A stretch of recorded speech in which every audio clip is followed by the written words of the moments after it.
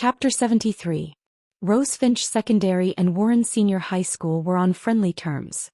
Every year they would send out representatives for a learning exchange. During the learning exchange, the students from both schools would also compete in small-scale competitions. For example, a speech competition, a quiz contest, sprinting and other physical fitness competitions. Thus, when Saburo Fujino proposed a competition, no one present was surprised. It was supposed to be a competition, just that someone had brought it forward. The problem was, if Fang Yan were to accept the challenge, would his class represent Rosefinch Secondary? Would Rosefinch Secondary be willing to be represented by Fang Yan's Class 9? In the past, it would be the top class that would send their students to participate in the reception. Compete in what? How? Fang Yan asked. Let's compete in tea ceremony, calligraphy and fencing, Saburo Fujino said confidently. If we lose, then I will take back what I said earlier and apologize to you in front of everyone. All right. Then it is decided, Fang Yan said. When will it begin? No rush, Saburo Fujino sneered. This kid was too cunning.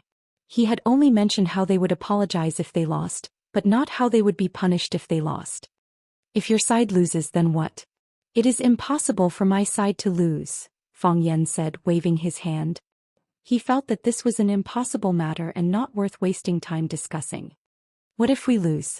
Saburo Fujino was once again filled with anger. Fang Yan was like an inflatable balloon. With just a few words and a few puffs, he was able to fill up this big balloon. Fang Yan thought about it and said, if my side loses, I will also apologize to you and admit that what you said about Tang Dynasty culture in East Asia is correct. It's a deal, Saburo said. Fang Yan rolled up his sleeves and asked, when will the competition begin? Should we compete in tea ceremony, calligraphy or fencing? How about we start with fencing? Everyone likes to watch a good show. Let's have a good show first. Saburo Fujino saw that Fang Yan was about to fight and said, Teacher Fang Yan, what are you doing? It's not a competition between you and me. It's a competition between my students and your students. Whether the Wuxia culture can be passed on or not is not up to us teachers to decide. It's up to the future of these countries. Saburo Fujino pointed to the students from the two countries in the class and said, they are the witnesses and beneficiaries. Whether or not the Wuxia culture has been inherited, teacher is the most qualified to speak. If a teacher's ability was mediocre, how could he have the qualifications to impart knowledge to his students? You are a teacher and so am I. Why don't we just compete? Simple and direct. Fang Yan thought that if this kid agreed to spar with him, he would break his limbs first.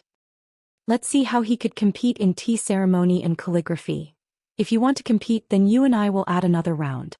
However, that will be after the competition between these students, Saburo Fujino said. He knew that Wuxia was someone who cared a lot about face. Thus, he would not be able to withstand being goaded. He sneered and said, Teacher Fang Yan, do you not have confidence in your students? Fang Yan looked at the students below the stage and asked, do you have confidence? Yes. The students of Class 9 roared.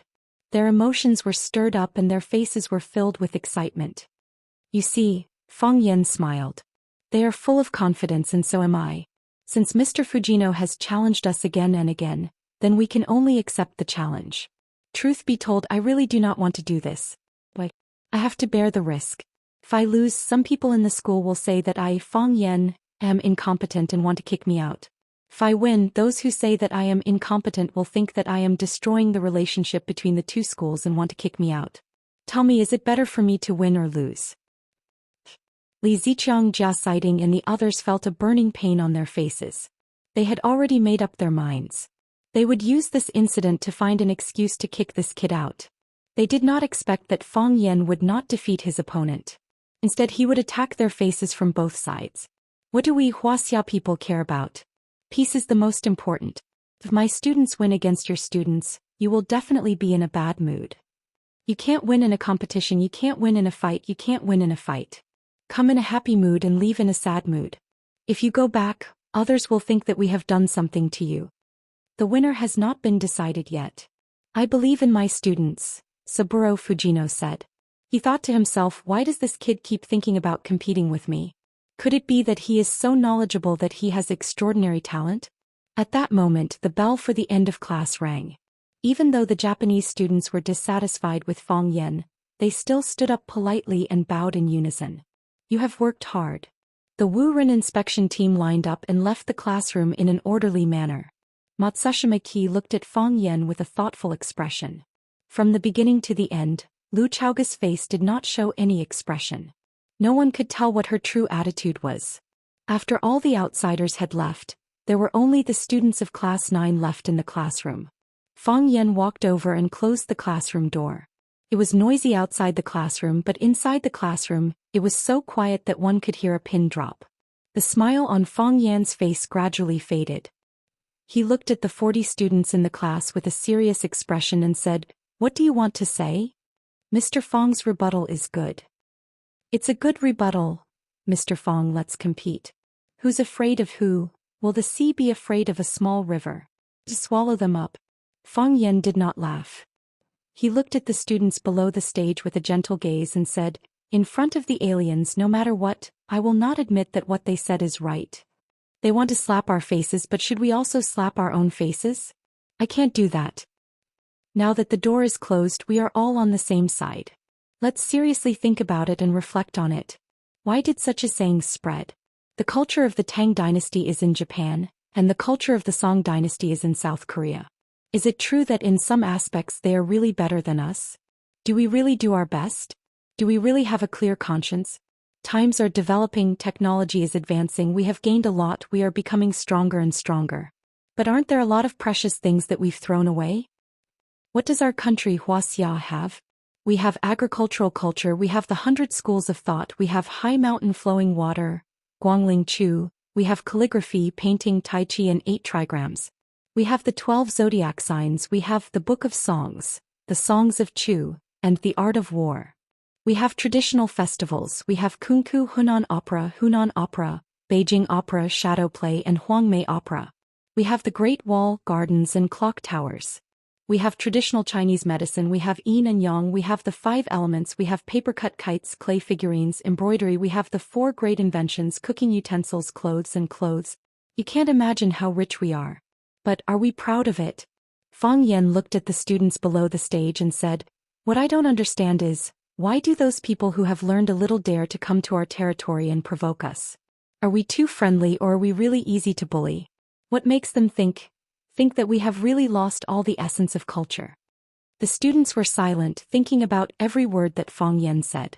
Yes, what makes those Japanese think that they are the true inheritors of the Tang culture? Are they really as excellent as they say? Or is it that there is a gap in our inheritance of the Tang culture, so we have become a joke in the eyes of others? What did I inherit? Drinking American Coke, watching Japanese anime, playing Blizzard games, singing Korean songs, driving German cars. How many Tang and song poems have I memorized? Who is Lao Zhuang's thought? Where is his thought? How many pages of the 4 classics have you read? How many rounds of chess and Go can you play? We think that steak and Western food are high-end food. Are the 8 classics and thousands of variations not the essence of food? Are the Japanese wrong? Or are we wrong? If the Japanese win, they will win face. If we lose, we'll lose everything. Fang Yan stood on the podium and bowed deeply to the students below the stage. Please, everyone, please step on them. Lu Chaoga did not speak and neither did Fang Yan. Lu Chaoga was writing a manuscript. Her white fingers held a black pen, and beautiful small words jumped on the paper like newborn silkworm chrysalis, which was pleasing to the eye. What was more beautiful was the person. Lu Chaoga was really a rare beauty. Her hands were soft, her skin was smooth, her figure was full, and her facial features were exquisite and flawless. She was wearing a black slim-fit uniform with a light yellow collared shirt. 2 buttons of the shirt were unbuttoned, revealing a snow-white neck. The most attractive thing was her cold and arrogant temperament, as if nothing mattered to her. She was a goddess in the sky and you were a speck of dust on the ground. In terms of youth, Jiang Qin was number 1. In terms of aura, Qin Yitian was invincible. In terms of charm, Lu Chaoga was no match. In terms of barbaric violence, Yi Gentle was a lonely loser, far ahead of others.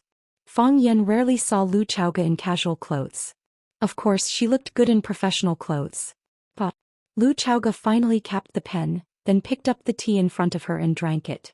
Fang Yan also raised his teacup and took a sip of tea, as if the 2 of them were going to drink it all in one go. Lu Chaoge looked at Fang Yan with sharp eyes and said, I have convinced the board of directors and the school leaders to agree that you will lead the 9th class to represent Rosefinch Secondary to accept the challenge of the Warren investigation team. I have no choice but to agree. Fang Yan smiled. I am the one they are looking for. If you lose, I will make you leave. If you win, I will promise you one thing, Lu Chaoge said. What is it? Fang Yan asked happily. I don't have to return the money I borrowed from you? Chapter 74. Lu Chaoge did not laugh. She looked at Fang Yan with a serious expression and said, Do you know what this competition means? I do. Fang Yan nodded. He knew what Lu Chaoge was worried about. He also knew that she must have taken responsibility in front of the board of directors or the school leaders in order to speak up for him. This is a fight for face and also a fight for substance. To put it more broadly, this is a fight for national pride. With national pride, the people could stand up proudly. If the country could not stand up, the words of the people were equivalent to farts. In the past, the exchange competition with Warren Secondary School had been handled by the first class of the top class. This time, this heavy responsibility was suddenly handed over to the 9th class. How could the teachers and students of the first class be satisfied? How could the school leaders and teachers be at ease? Lu Chaoge must have done a lot of work in order to calm the worries of the leaders and the resistance of the first class. In class, Fang Yan told the story of looking at the sky from the bottom of a well. He compared the Warren delegation to the frogs in the bottom of a well. Although he did not say it very clearly, everyone was well aware of this kind of thing. According to the rules of friendship between the two parties, what Fang Yan said was actually out of line. It was suspected of damaging the relationship between the two schools. However, from the beginning to the end, Lu Chaoge did not show any anger. Even when Jia Siding and the others encouraged Lu Chaoge to stand up and scold Fang Yan, she still remained silent. Fang Yan was only a teacher in the school. He could speak eloquently and engage in a war of words. However, Lu Chaoge could not. She was the vice principal of Rosefinch Secondary. She was the main person in charge of Rosefinch Secondary's contact with the Warren delegation. If there was an honor, she could take credit. If there was a problem, she would also have to bear the responsibility. She was willing to tolerate Fang Yan and was willing to fight for such an opportunity for him. This was not only because she was Fang Yan's leader, nor was it because she had a good relationship with Fang Yan. It was because no one from Wuxia could retreat when faced with such provocation. Absolutely not. After listening to Fang Yan's answer, Lu Chaoge finally felt relieved. Previously, he was worried that Fang Yan would not take the competition seriously because of his cheeky smile. Now that she heard him say this, she knew that he had a clear understanding of this matter. In fact, his understanding was even deeper than his own. It's good that you can think that way, Lu Chaoge said. The match is tomorrow morning. The first was tea ceremony, the second was calligraphy, and the third was fencing. Who are you going to send out for the next 3 matches? Fang Yan squinted his eyes and smiled, saying, Our class is full of talents. Any one of us can beat them down. Be more serious. To be honest, I already have candidates for calligraphy and fencing. But regarding the tea ceremony, I have to go back and do some research, Fang Yan said. After all, I've never had tea with a student before. If I really can't find anyone, can I borrow one from another class? Lu Chaoge looked at Fang Yan and thought, if you haven't had tea with a student before, have you fought with a student before? It was quite possible that he had struck despicable before. I have a candidate, Lu Chaoge said. Who? Qin Yitian. Qin Yitian. Fang Yan was stunned. Is this woman really the omnipotent Ultraman? Is there anything she doesn't know? It's the candidate recommended by Principal Zhang, Lu Chaoge said. Lu Chaoge had never had tea with Qin Yitian, and the two had never even had direct contact. However, after the meeting, Principal Zhang Xiaofeng specially made a phone call to recommend a candidate for the tea ceremony. Lu Chaoge kept it in mind. She believed that Principal Zhang Xiaofeng wouldn't play any tricks on this kind of thing. After all, if they lost the competition, Lu Chaoge's face would be damaged and Principal Zhang Xiaofeng would be the most shameful person. After all, he was the principal of Rosefinch Secondary. Principal Zhang. Fang Yan thoughtfully looked at Lu Chaoge. Principal Zhang sent Qin Yitian to the 9th class, and they have a good relationship? Could Qin Yitian be Principal Zhang's daughter? Adopted daughter? Lu Chaoge's face slightly changed and she said, Don't make wild guesses about the leader's family affairs. Ha, just kidding. Fang Yan laughed and said, I know Principal Lu is busy, so I won't bother you. I'll talk to Qin Tian and see if she can spare some time to come to class tomorrow. It's really pitiful for a teacher to be like me. You must win. Lu Chaoga said very firmly. Don't worry, it's hard to lose. Fang Yan indifferently waved his hand and said. He walked to the door, then turned to look at Lu Chaoga and said, If you win, will you really promise me one thing? Yes. Lu Chaoga said. After thinking for a while, she added worriedly, As long as it's within my ability. Don't worry. I'm not that kind of person who doesn't know what's good for me. Fang Yan said. Just now when I said that you don't have to pay back the money you owe, it was a joke. Don't take it to heart. I understand. Lu Chaoga nodded. If you are really willing to promise me one thing, then lend me another sum of money. I'm a little short of money now and life is very stressful. Get out. Lu Chaoga threw the pen holder on the table at him. Qingfeng Tea House. The owner of the tea house was called Duan Yujun. He opened the tea house in front of the school because it was a busy main road with more people.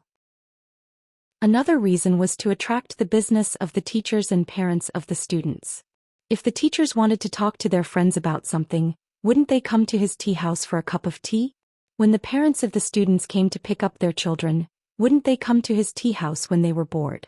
However, what Duan Yujun couldn't understand was why there was a large group of students all of a sudden today. Not only were there students in Rosefinch Secondary's uniform, but there were also Japanese students speaking Japanese. Since he couldn't understand, he didn't want to think about it. He ordered the waiters to welcome the guests warmly and try to satisfy the various requests of the guests. He had to make these students feel at home. The reason why he came to Qingfeng Tea House was because he had his own difficulties. There was a conference room in the school, but there was no corresponding tea set. There were tea sets in the headmaster's office and the vice headmaster's office, but they were not complete. Also, the space was too small to accommodate so many people at once. Therefore, Fang Yan suggested to hold the competition at Qingfeng Tea House in front of the school. He often drank tea here with Huang Haoren's father, Huang Wenxiang, so he knew that Qingfeng Tea House's environment was good. Also, there were often people competing tea here and all kinds of tea sets and utensils were available. Since it was a competition, they needed to set the judges first. Otherwise, they would argue that it was good for them and argue that it was fragrant for them. If they couldn't come to an agreement, they would end up fighting. Lu Chaoga and Nori Matsushima discussed for a while and decided that both of them would be the judges. The other judge would be Duan Yujun, the owner of Qingfeng Tea House. Lu Chaoga went to talk to Duan Yujun and Duan Yujun naturally agreed. The reason why he opened a tea house here was because he was a tea lover. Not only did he drink tea, but he also often accepted tea challenges from others. He could be considered a famous tea master in Huaqing. Duan Yujun understood the reason and knew that the students of Rosefinch Secondary were going to have a tea ceremony competition with the Japanese students here. He immediately got someone to open up a private room in Qingfeng Pavilion, which was usually not open to the public. This private room was huge and could accommodate dozens of people at the same time. It was a high-class tea house that he used to compete tea with others and train his staff. Some of the people were sitting while others were standing apart from each other. It didn't make people feel crowded. Everything was ready and waiting for the contestants to enter. Fang Yan sat behind Lu Chaoga, and Li Ziqiang sat next to Fang Yan. Li Ziqiang looked straight ahead but said to Fang Yan, I don't like you. I can't like you either. Fang Yan was stunned. He didn't expect Li Ziqiang to say this to him at this time. He was so honest, so straightforward. He really wanted to touch his face and see if he was wearing a mask. Could it be that the guy sitting next to him was the arrogant Director Li who didn't even want to look him in the eye? Of course he didn't look at Fang Yan in the eye. He didn't even look at him in the eye. Fang Yan felt uncomfortable, but he still said with a smile, It sounds very regrettable, but it's fair. I don't like Director Li either. Young people should know how to be humble and low-key. Who hasn't been young? Who didn't get through it when they were young? Why are you different from others? Why do you want to amaze the world with one brilliant feat after you come? Li Ziqiang continued to reprimand. Besides, you offended Director Zheng and I owe Director Zheng a favor. It's even more impossible for me to like you. Yes. That's how it should be. Fang Yan nodded. Director Li said it very well. If you have any dissatisfaction with me, you can say it directly. Even if I won't change a word, at least you will feel better, right? Director Li, continue. Continue. I'm listening. Fang Yan said, enthusiastically. Release it well, don't suffocate yourself too much. I have nothing to say to you, Li Ziqiang said angrily. Even if I don't like you 100 times, but today, I still want you to win. You have to win too. This time it was Fang Yan's turn to be speechless. As if it was the first time he met Li Ziqiang, he looked at him in surprise and didn't speak for a long time. Was this still the Li Ziqiang he knew? Was this still the Director Li who wanted to kick him out of the school? Why, is it strange? Li Ziqiang sneered. What kind of expression and attitude did Fang Yan have? Today we are all Wuxia people. Director Li means, after today you won't play with me tomorrow, right? Chapter 75. Tea fighting was also known as tea fighting, or tea fighting. It was an elegant game for the rich and idle people in ancient times. After the new tea was produced every spring, the tea farmers and customers would compare the quality of the new tea. The outcome of a tea fighting competition was like the outcome of a football match today. It was widely watched by the public. From the emperor to the commoners, everyone was keen to participate. Even if there was a tea fight, there must be tea first. According to the rules of a tea fight, both sides would usually bring good tea to the battle. The tea with good quality would naturally have a big advantage in judging the outcome. However, according to this rule, it was obviously unfair to the Wuren inspection team. They came all the way from East Asia, so how could they happen to bring good tea suitable for the tea fight? Lu Chaoga and Matsushima Nori discussed and decided to use the same tea leaves and buy tea on the spot at Qingfeng Tea House. In this way, neither the Vermilion Bird nor the Wuren investigation team would be able to take advantage of the tea leaves. Both sides could only compete based on their tea ordering skills and control of the heat. Duan Yujun attached great importance to this tea fight, so he took the initiative to say to Lu Chaoga, "Why don't we have a pu or tea? I still have half a pancake of old tree tea in my collection. Originally I was going to use it to fight the Lingnan Tea King. It just so happens that I found a tale of good quality Dahong Pao tea in the past few days, so I decided to donate this half a pancake of pu'er tea to support the education of our Vermilion Bird Middle School. After all, we are neighbors." Lu Chaoga liked drinking tea. She did not know much about tea, but she knew that a pancake of high-quality pu'er could be sold for a sky-high price. It was rare for Duan Yujun to donate his collection now. "Thank you, Mr. Duan," Lu Chaoga said gratefully. "The tea fight in your tea house has already disturbed me a lot, and now I'm wasting your collection. I feel really bad." Duan Yujun smiled and said, "I've been drinking tea and competing with people all my life. Today is the happiest day. Why? Because our tea ceremony and tea skills have successors." Duan Yujun lowered his voice and said softly, "Besides, I have my own selfish motives. If I use my tea leaves to suppress those little East Asians, I will also be proud, right? I can brag about it to my fellow tea drinkers and it will give me a lot of face." "We'll try our best," Lu Chaoga said. She told Matsushima Ki about Duan Yujun's willingness to donate tea leaves, and Matsushima Ki smiled and bowed to Duan Yujun to thank him. Duan Yujun chuckled and waved his hand, looking very embarrassed. He was indeed embarrassed. Duan Yujun was determined to defeat the East Asians, but Matsushima Takashi thanked him with a straight face. Duan Yujun was a simple and honest man and he wouldn't do such a two-faced thing. Therefore he refused to accept the apology and only wanted Rosefinch to win the tea. The venue, the judges, and the tea leaves had all been arranged. All that was left was for the contestants from both sides to take the stage. Matsushima Ki turned around and spoke to Saburo Fujino, who was standing behind him. "Let Chiba Keiru come up." "I will make the arrangements," Fujino Saburo replied and quickly ran down the stairs of the tea house. A black Toyota van was parked in front of the tea house. Saburo Fujino ran over and knocked on the van's window. The van's door opened. A cute doll's head appeared and she asked, "Teacher Fujino, is everything ready?" "Everything is ready," Saburo Fujino said with a smile. "Where is Keiru? You can go upstairs now."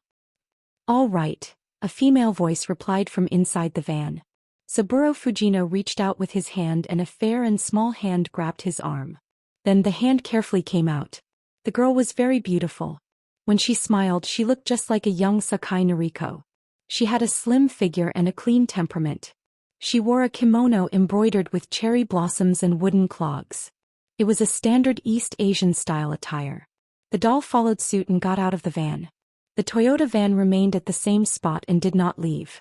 They had borrowed this van from an East Asian company in order to transport the contestants for this afternoon's tea competition. The art of tea was extensive and profound. The preparatory work was even more tedious and complicated. Chiba Keru was a descendant of an East Asian tea ceremony family. She had a deep understanding of the art of tea. Due to her beautiful appearance and extraordinary temperament, she was an influential figure in Warren High School. She was the campus belle of Warren and a goddess in the hearts of countless male students. It was also because of her existence that Saburo Fujino had specifically proposed a tea ceremony competition when he was provoking Fang Yan. From the very beginning, Saburo Fujino had set up an ambush for his side to win this battle. Autumn and Huaqing was still hot. If Chiba Keru had been allowed to follow them around in her kimono, she would have been soaked in sweat before she could even brew the tea. For a tea ceremony performer, that was a fatal injury. The Toyota van was spacious and would not give off a feeling of suffocation. The air conditioner was turned on and the temperature was just right. It would not give Chiba Keru a feeling of stuffiness.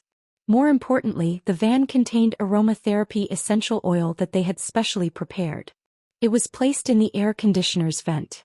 As the cold air permeated the interior of the van, Chiba Keru's body would be soaked in the essential oil.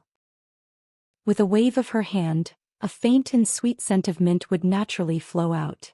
Sniffing it in detail would make one feel refreshed and comfortable. That was also the reason why Warren's inspection team had only come down to invite Chiba Keru to the tea house when the competition officially began. An expert would be able to tell right from the start. Just by looking at Chiba Keru's attire, the way she spoke and the way she walked, Fang Yan was certain that she was a top-class girl. Isn't this girl too beautiful? Chiba Keru stood in front of the coffee table and bowed deeply to everyone in the room. Then she sat down gracefully. The stone table. The stone chair. The Japanese beauty. They complemented each other and were pleasing to the eye. Fang Yan stood up and said, "Please wait a moment, everyone." He ran to the tea house and took out his phone to make a call. Before he could make the call, a black Rolls-Royce Phantom had already stopped in front of him. Click. The door to the front passenger seat opened. A tall and skinny old man in a gray robe walked to the back quickly and opened the door. "Miss, please," said the old man in a long robe respectfully. "Thank you, Uncle Lin." A familiar voice came from the car. Then Fang Yan saw a scene that made his eyes pop out. He saw a man in a plain white robe. No, it was a traditional Chinese costume.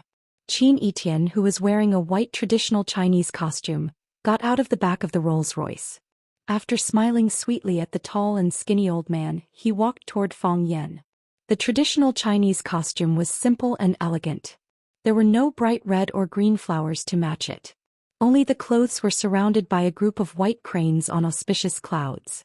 Each crane was vivid and lifelike. When they walked, they gave people the illusion that they were flying in the sky. When they calmed down, they seemed to be able to hear their celestial cries. It was soft and gentle yet majestic. She was graceful and elegant, yet she gave off an ethereal aura.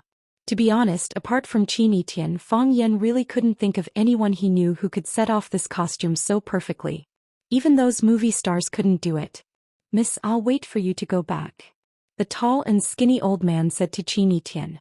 Then he nodded at Fang Yan with a smile and went back to the front passenger seat. The Rolls-Royce left slowly as if it had never been there. However, there was clearly a fairy left in the world. The tea house girl who greeted the guests at the door was about to cry.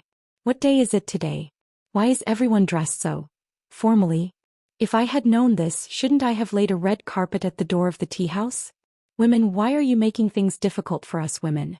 Until Qin Etienne's little hand put on Fang Yan's arm, Fang Yan hadn't fully reacted. He looked at Qin Etienne dumbfounded and asked, "What are you doing?" Qin Etienne smiled charmingly and said, "Tea competition." "It's just a tea competition. Do you need to dress like this?" Fang Yan pointed to the Rolls-Royce that had just left and said, "Did you rent that car? How much is it a day? It's not worth it to use it just for a while, right? It's not just a tea competition but also a beauty competition. Clothes competition, temperament competition, aura competition. I want to defeat my opponent in all aspects. Qin Yitian thought for a moment and asked, Wu Ren's side has a beautiful woman, right? Yes. Fang Yan nodded. That's good, Qin Yitian said. What do you mean? Fang Yan was puzzled. Didn't women like to beat their opponents? Why did Qin Yitian let out a sigh of relief when she heard that the girl was a beauty? You don't understand. A smug smile appeared on Qin Yitian's mouth. If Wu Ren's side had sent a man, Qin Yitian's appearance would have been amazing. However, everyone felt that she had an unfair advantage. If the opponent was also a beautiful woman and a beautiful woman at that, then if Qin Yitian defeated her, it would show her temperament and aura even more. What was the saying again? To see a person's achievement pattern was to see what kind of person his opponent was. To see a woman's appearance was the same. Red flowers needed green leaves to match. If you could stand out among a group of red flowers, wouldn't it be even more amazing? Yes, Qin Yitian hoped that her opponent would be stronger. Fang Yan stretched out his arm and helped Qin Yitian slowly go upstairs. He felt that he was a little eunuch serving the queen. What was the style of a star? What was the style of a queen? As Fang Yan accompanied Qin Yitian upstairs, all the people they met stood on the side and stared at them. No one whispered, no one raised their voices. They held their breath as if they were afraid to disturb the queen's tour. When Qin Yitian appeared at the door of the Breeze Pavilion, it was exactly as Fang Yan expected. The whole place was silent and everyone kept a 90-degree turn posture. As if a magician had cast a spell, they couldn't speak and couldn't move their eyes.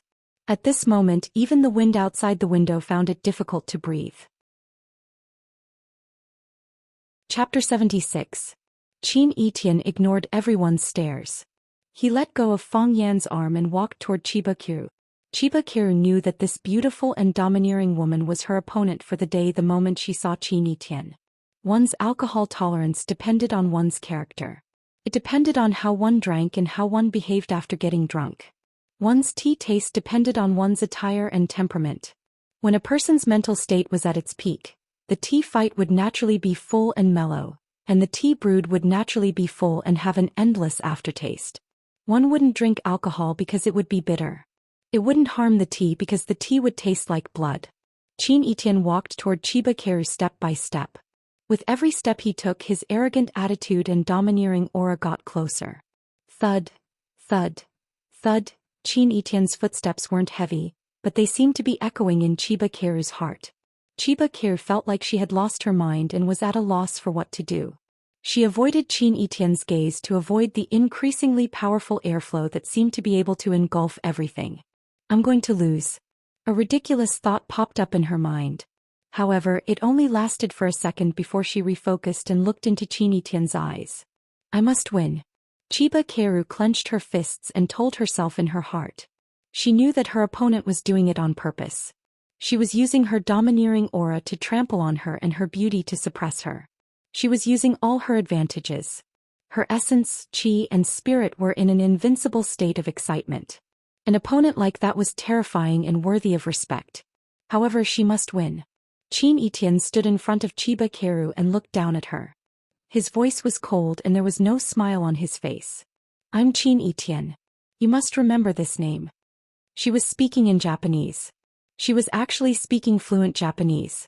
Fang Yan's English was passable, but he knew almost nothing about Japanese, except for a few words that often appeared in movies and TV works. Fang Yan asked Lu Chaoga in front of him, what did she say? I am Qin Yitian. You will definitely remember this name, Lu Chaoga said expressionlessly. He thought to himself that he had heard of Qin Yitian's name a long time ago. However, they had never crossed paths before. Seeing is believing.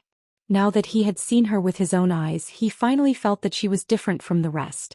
Was this kind of student really just an ordinary student?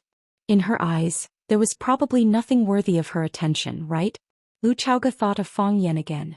Qin Yitian took the initiative to transfer from Class 1 to Class 9 where Fang Yan was.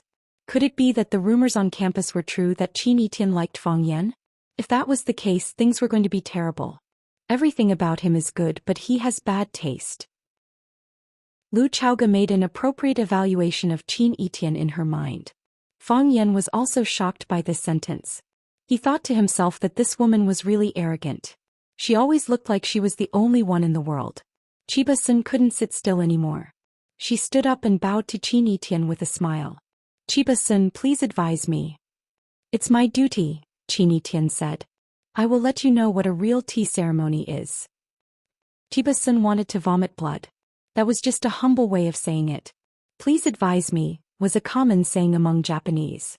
Why did this woman take it seriously? Qin Etian walked back to his seat and sat down, waiting for the competition to officially begin. Music, Duan Yujun shouted. Soothing classical music sounded, and the sweet and crisp voice of a young girl echoed in the box of the breeze pavilion. Fang Yan listened carefully. The singer was singing the famous tea battle song written by Fan Zhongyan, a scholar of the Northern Song dynasty. Spring comes from the southeast every year. Xianxia is the first to warm the ice. The strange tea by the stream is the best in the world. Wui immortals have been around since ancient times. Last night, where the new thunder comes from, every family laughs and passes through the clouds. The dew buds are scattered in glory, decorated with jade and pearls, scattered on the tree. The harvest is not full, only the essence dares not to be greedy. Grinding cream and baking milk have elegant production. Fang Zhonggui has He Zhongchan. The North Garden will be presented to the emperor. The heroes of the forest compete for beauty first. Duan Yujun was a judge and also the host of this tea battle. He stood in front of the two tea fighters and said, "The tea is It's provided by the Breeze Tea House. The water is mineral water and tap water. There are many brands of mineral water and you can choose freely." As Duan Yujun spoke, the waiter of the tea house had already brought more than a dozen kinds of mineral water brands and placed them in front of the two tea fighters. Duan Yujun opened a tea house and was also a master of the tea ceremony. Because he often competed with people, he had prepared enough kinds of mineral water brands in the tea house. It had to be known that the water quality of each tea fighter was different. He had prepared more to take into account the requirements of each tea fighter as much as possible. Qin Etian waved his hand and said, "I'll bring my own water." As soon as Qin Etian's voice fell, he saw a few boys carrying a small stove in. The charcoal fire in the stove was burning brightly, and on the stove, a copper pot was making a crashing sound. The water had just boiled, white smoke was rolling and water vapor was filling the air. The tea immortal Lu used the classic of tea said, "To boil tea, the first fire is charcoal and the second is firewood. Charcoal stained with oil, firewood or rotten materials can't be used as fuel. If you don't pay attention to the details, it will be difficult to make a fine product." From this, it could be seen how broad and profound the culture of tea was. How clear and thorough our ancient people's research was. In the art of tea fighting, the tea was valued for its freshness, and the water used for tea fighting was valued for its freshness. Mineral water was stagnant water that had been processed, and the quality of tap water was even more worrying. However, when there was really no other way, the tea fighters could only use mineral water. That was because there was no other choice. They couldn't go to the deep waters and old forests to fight tea, could they? Even if they found a suitable spring, how could they bring the tea fighting tools there? Qin Etian didn't hide it. He pointed to the copper stove on the charcoal fire and said, "This is running water from Tiger Mountain. It's transported by water. The lotus leaves cover the surface so it won't attract dust and waste gas. It's clean and natural." Duan Yujun was in a dilemma. Qin Etian was using the running water from Tiger Mountain. What if the East Asians felt that it was unfair? However, even if they were not satisfied, Duan Yujun couldn't solve this problem. He himself used mineral water to fight tea with others. Where could he get the running water from Tiger Mountain?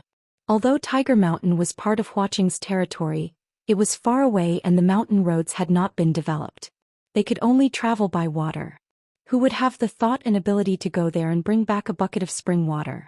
What Duan Yujun didn't expect was that someone would actually do it. Moreover, the person who did this was the famous Du Qing of Huaqing. Yes, Qin Etian's water was provided by Du Qing. Strictly speaking, Du Qing's water was provided to Lu Gong. Fang Yan had specially borrowed the spring water from his grandfather for Qin Etian to use for the tea fighting competition. Someone translated Duan Yujun's words to the Warren inspection team. Saburo Fujino panicked and said, "This is cheating. Who doesn't know that the water quality is the most important in the tea ceremony? If the water quality isn't good, how can the brewed soup be good? This is unfair to our side. I strongly protest." The others also questioned and said yes. Wuxia was too cunning.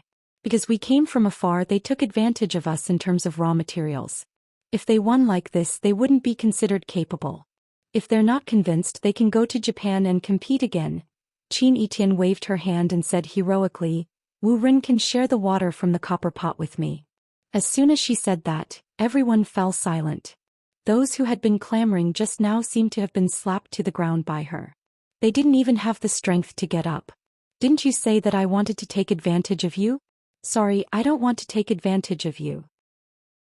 The tea is the same tea, the water is the same water, I will still win. Fang Yan was happy. Even though she didn't like Xianxia's arrogant, condescending, and straightforward personality, she found her to be quite adorable today. Only she could act like this, and only she could speak and act in such a natural and harmonious manner. This was Xianxia, the Xianxia who never hid her edge. Lu Chaoga nodded slightly as well.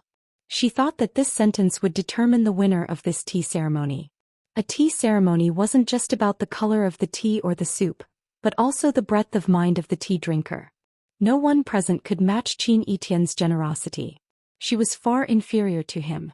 Chiba Sun didn't feel happy when she heard Xianxia's invitation. Instead, she looked gloomy. She stood up and bowed slightly to Xianxia. Thank you for your kindness. However, I've decided to use mineral water. When I first learned the tea ceremony, my father once said that if your heart is sweet, then the water you use will be sweet as well. I know what this competition means, so I'll do my best. I have a sincere heart, so the water I use will be sincere as well. She couldn't accept Xianxia's invitation. Because if she had done that, the winner of this tea battle would have been decided in advance. Her teachers and classmates didn't understand, but she did. She decided to use softness to overcome hardness. After hearing Chiba Sun's words, Wu Ren's teachers and students looked serious. They looked at Chiba Sun with respect. At this moment, because of Chiba Sun's words, the Wu Ren inspection team became unprecedentedly united. Even the teachers and students of Rosefinch looked at Chiba Sun in a different light after hearing her words. This girl was qualified to be Xianxia's opponent. Chiba Sun didn't even look at them. She poured a bottle of mineral water into the iron kettle and turned on the electric stove. She used mineral water and boiled it on the electric stove. Chapter 77. It was often said that water and fire were incompatible. However, in the tea ceremony, water and fire had to work together in harmony to bring out the greatest power. The water in the bronze stove was boiling, bubbling. Xianxia left her seat and walked over to open the lid of the bronze kettle. She carefully observed the boiling water in the kettle. The first boil was like a fish's eye, making a faint sound. The second boil was like a gushing spring with pearls. The third boil was like a rattan wave. After the third boil, Xianxia immediately lifted the handle and moved the bronze kettle away from the charcoal. The bronze kettle was very big, but when Xianxia lifted it, she seemed effortless and easy. This woman was really good at playing the role of an Iron Man. Seal the stove, Xianxia said. The boys from Class 9 immediately sealed the mouth of the stove with a piece of iron. Then they carried the charcoal stove and left. The degree of boiling of the water was the key to the success of the tea ceremony. If it was a tender shoot, it naturally needed to use boiling water with a lower degree. It was to avoid damaging the leaves and spoiling the taste. However, the tea today was aged tea. Therefore, the water needed to be boiled 3 times. It was also recorded in the classic of tea that when the water was boiled 3 times, the tea had to be brewed. If it was boiled any longer, the water would turn old and become inedible. Xianxia poured the water from the bronze kettle into a cup to rinse it. This was called a teacup. If the teacup was cooled, the tea wouldn't float. There was a small teapot on the tea table in front of her. However, Xianxia didn't pour the water from the bronze kettle into the small teapot. Because she knew that the water would come into contact with the air one more time after the water was poured. Changing the utensils meant that the tea might be mixed with the air one more time. The temperature and quality of the water would change slightly. Her slender hands were holding an ancient bronze kettle that weighed more than 10 kilograms. This scene was strange and beautiful at the same time. The most amazing thing was that when she held the kettle with one hand and poured the boiling water into the cup, not a single drop spilled out. This alone wasn't something an ordinary person could do. According to Fang Yan's plan, Xianxia should wait for a while. They waited for the contestants from the Wu Ren investigation team to brew the tea. Everyone tasted the tea and praised it. Only then did Qin Yi perform the tea ceremony and serve the tea she had brewed with great care to everyone. Just smelling the fragrance was enough to intoxicate them.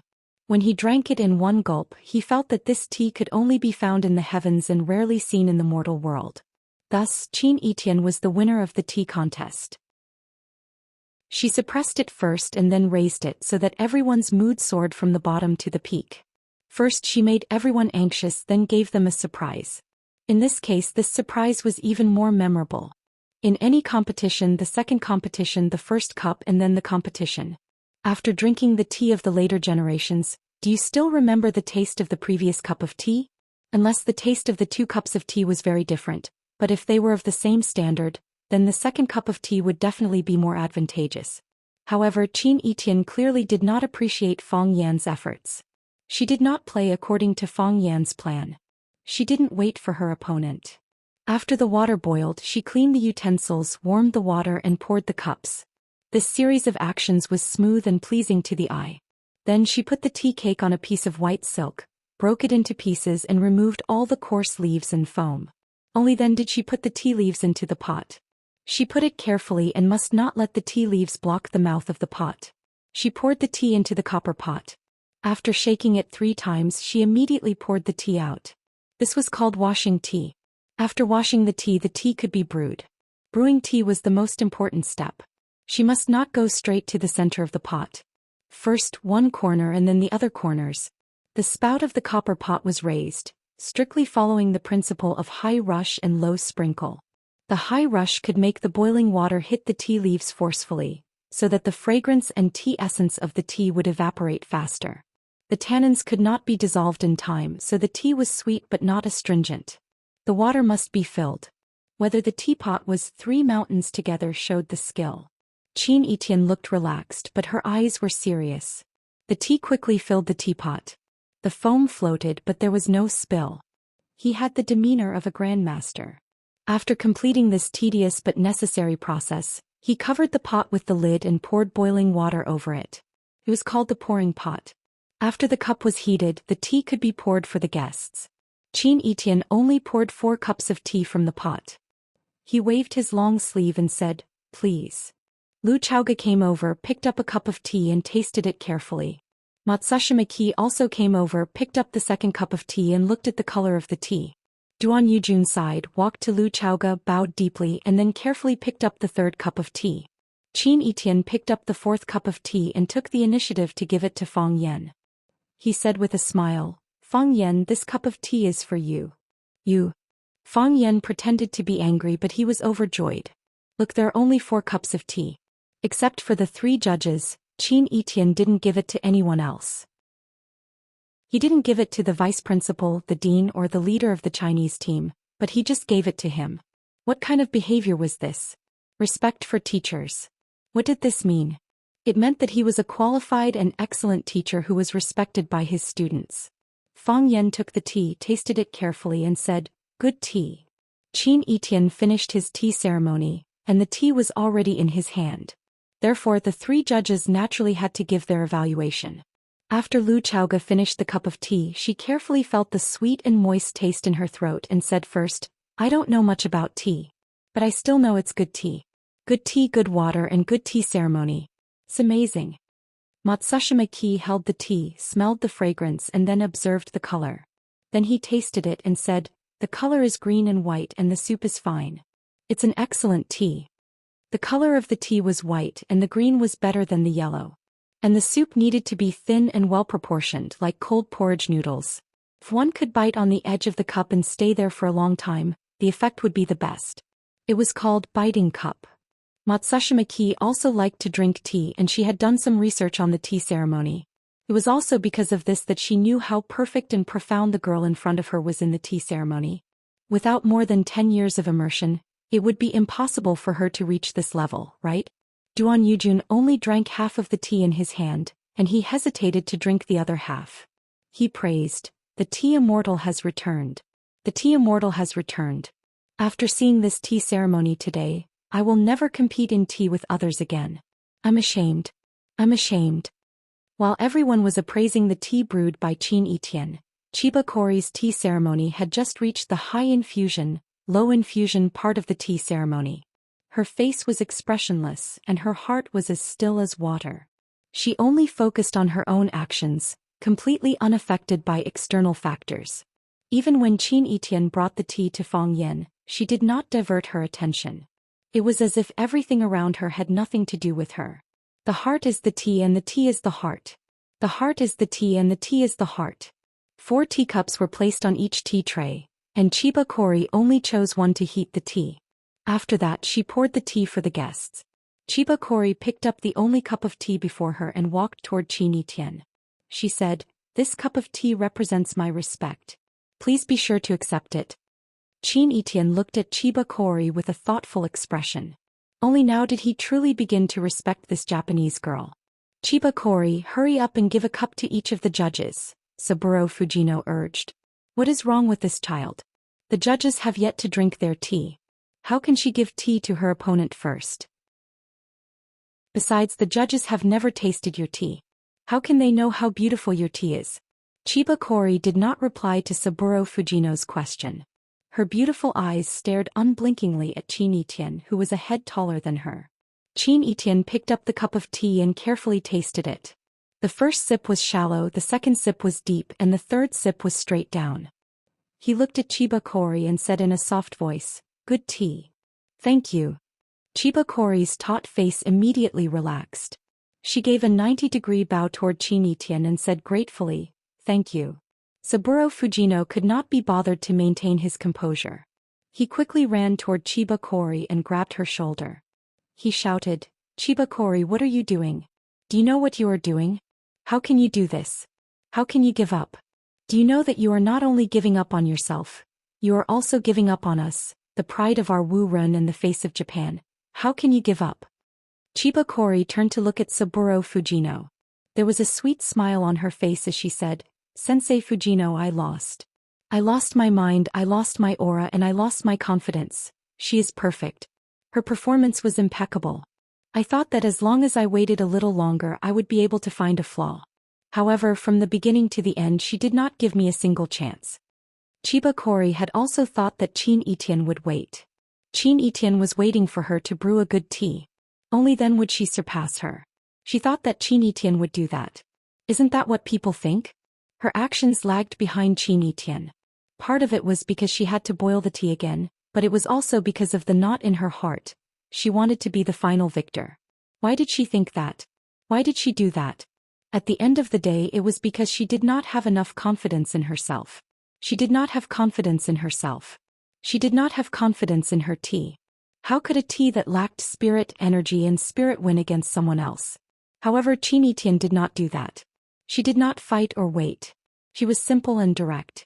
She did what she wanted regardless of the consequences. She disdained scheming and did not want to use overt schemes. She only wanted to be herself. She did her best. She did her best. She did her best. She was Qin Yitian. She believed that she would definitely win. Such an opponent was able to easily subdue her. He was worthy of her respect.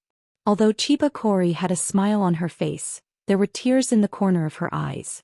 "Sensei, please let me admit defeat," Chiba Kori said with a choked voice. "At least you will look more dignified this way." Chapter 78. There was a type of opponent that deserved respect even if they lost. Chiba Kori was one of them. Looking at Chiba Kori's tear-stained face, Qin Yitian could not help but laugh. She stretched out her hand and looked at Chiba Kori saying, "From today onwards we are friends." She spoke in Japanese, so Chiba Kori did not need an interpreter to understand her words. Chiba Kori stared at Qin Yitian with wide eyes, a look of incomprehension on her face. "Are you not willing?" Qin Yitian asked. "Not everyone can be my friend." "I am willing." Chiba Kori quickly stretched out her hand and shook Qin Yitian's. "It is my honor." Clap clap clap. Matsushima was the first to applaud. Lu Chaoga, Fang Yan, the Wu Ren inspection team, and the teachers and students of Rosefinch Secondary also applauded. Matsushima walked to Chiba Kori and gently hugged her in her arms, saying, "Kiri, you did well. Very well. In our hearts you did not lose. You had the courage to admit your shortcomings. This makes us happier than winning this tea competition. Thank you, Sensei, Chiba Kaoru said gratefully. Her choice was recognized and her personality was still loved and respected. Her teacher and compatriot did not blame or resent her. Chiba Kaoru was very happy. No need to thank me. Your performance was too good, Matsushima-ki said with a smile. She took out a handkerchief and handed it to Chiba Kaoru saying, "Wipe your tears." The Chiba Kaoru I know is not a student who likes to cry. Sensei. Chiba Kaoru took the handkerchief and wiped her tears. Matsushima-ki turned to Saburo Fujino and said, "Sensei Fujino, Chiba Kaoru did her best, didn't she?" "Yes," Saburo Fujino said with his head lowered, feeling very depressed.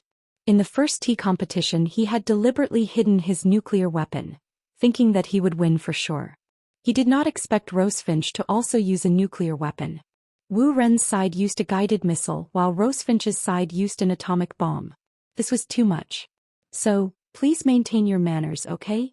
Matsushima-ki did not let go of Saburo Fujino that easily.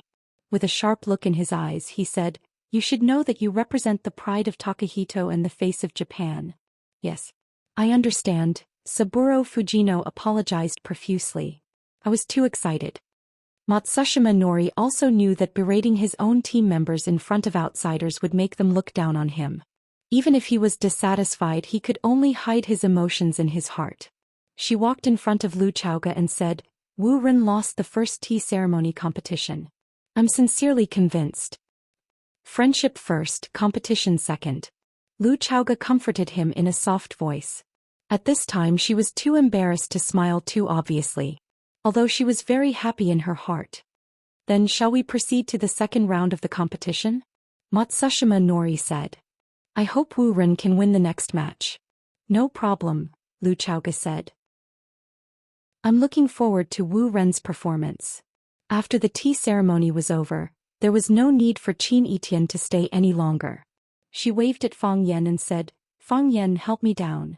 Fang Yen quickly ran in front of Qin Etian and whispered, "There are so many people here, give me some face." "All right." Qin Etian was very easy to talk to. "Fang Yen, help me down." "Can you call me teacher?" "Impossible." Fang Yen helped Qin Etian down the stairs. After standing in front of the tea house for less than 2 minutes, the black Rolls-Royce Phantom stopped in front of them. This time Fang Yen did not wait for the little old man to get out of the car. He rushed over and opened the rear door. Fang Yen said to Qin Etian, "Thank you for your hard work today. Go back and have a good rest." Qin Etian looked at Fang Yen with a smile and said, "Fang Yen, do you want me to leave as soon as possible?" "How is that possible?" Fang Yen looked like he was wronged. "Do you know how heartless you are to say this? You're my benefactor. You helped me win the tea ceremony competition. You don't know how grateful I am to you now. We, the people of Wulin, pay attention to a drop of kindness from others. How could I treat my benefactor like this?" "Really? Then how are you going to repay me?" Qin Etian asked calmly. "Haven't I already repaid you?" Fang Yen said. "When did you repay me?" "I gave you a bucket of water," Fang Yen said. In all honesty, he took a bucket of spring water from Tiger Mountain from his grandfather's house. He was not willing to drink it. He gave all of it to Qin Etian. A drop of water's kindness should be repaid with a bucket of water. Wasn't that enough? Qin Etian squinted his eyes and smiled. He said, "Fang Yen, you are so cute." Fang Yen thought about it again and again. He still did not think that this sentence was a compliment. Qin Etian reached out to Fang Yen and said, "Give me the phone." "Why do you want my phone?" Fang Yen felt very strange. Why did all the girls he knew like to borrow his phone? Jiang Qin was like this, Yuan Lin was like this. Now even Qin Etian was like this. "Give it to me," Qin Etian said. Fang Yen had no choice but to take out his mobile phone from his pocket and hand it over. Qin Etian turned on the camera of Fang Yan's mobile phone, then put his head close to Fang Yan's shoulder and pressed the shutter. Fang Yan was shocked and said, "What do you want to do? Don't think that I will be responsible for you just because you have something on me. Anyway, I didn't do anything. I am innocent and have a clear conscience." "Why are you so excited?" Qin Etian asked strangely. She threw Fang Yan's mobile phone back and said, "It's rare for me to wear a traditional Chinese costume. I accompanied you to take 2 photos for you to show off on Weibo. What does it have to do with your innocence? I see. Fang Yan clenched the phone and was relieved. Ever since those reporters had gotten their hands on a photo of him dancing with Jiang Qin, he had been on tenterhooks. When he saw girls taking the initiative to take photos, he was worried that they were up to no good. What do you think it is? Qin Etian said contemptuously. Fang Yan, put away your wretched thoughts. I warn you, don't scold me. Or what?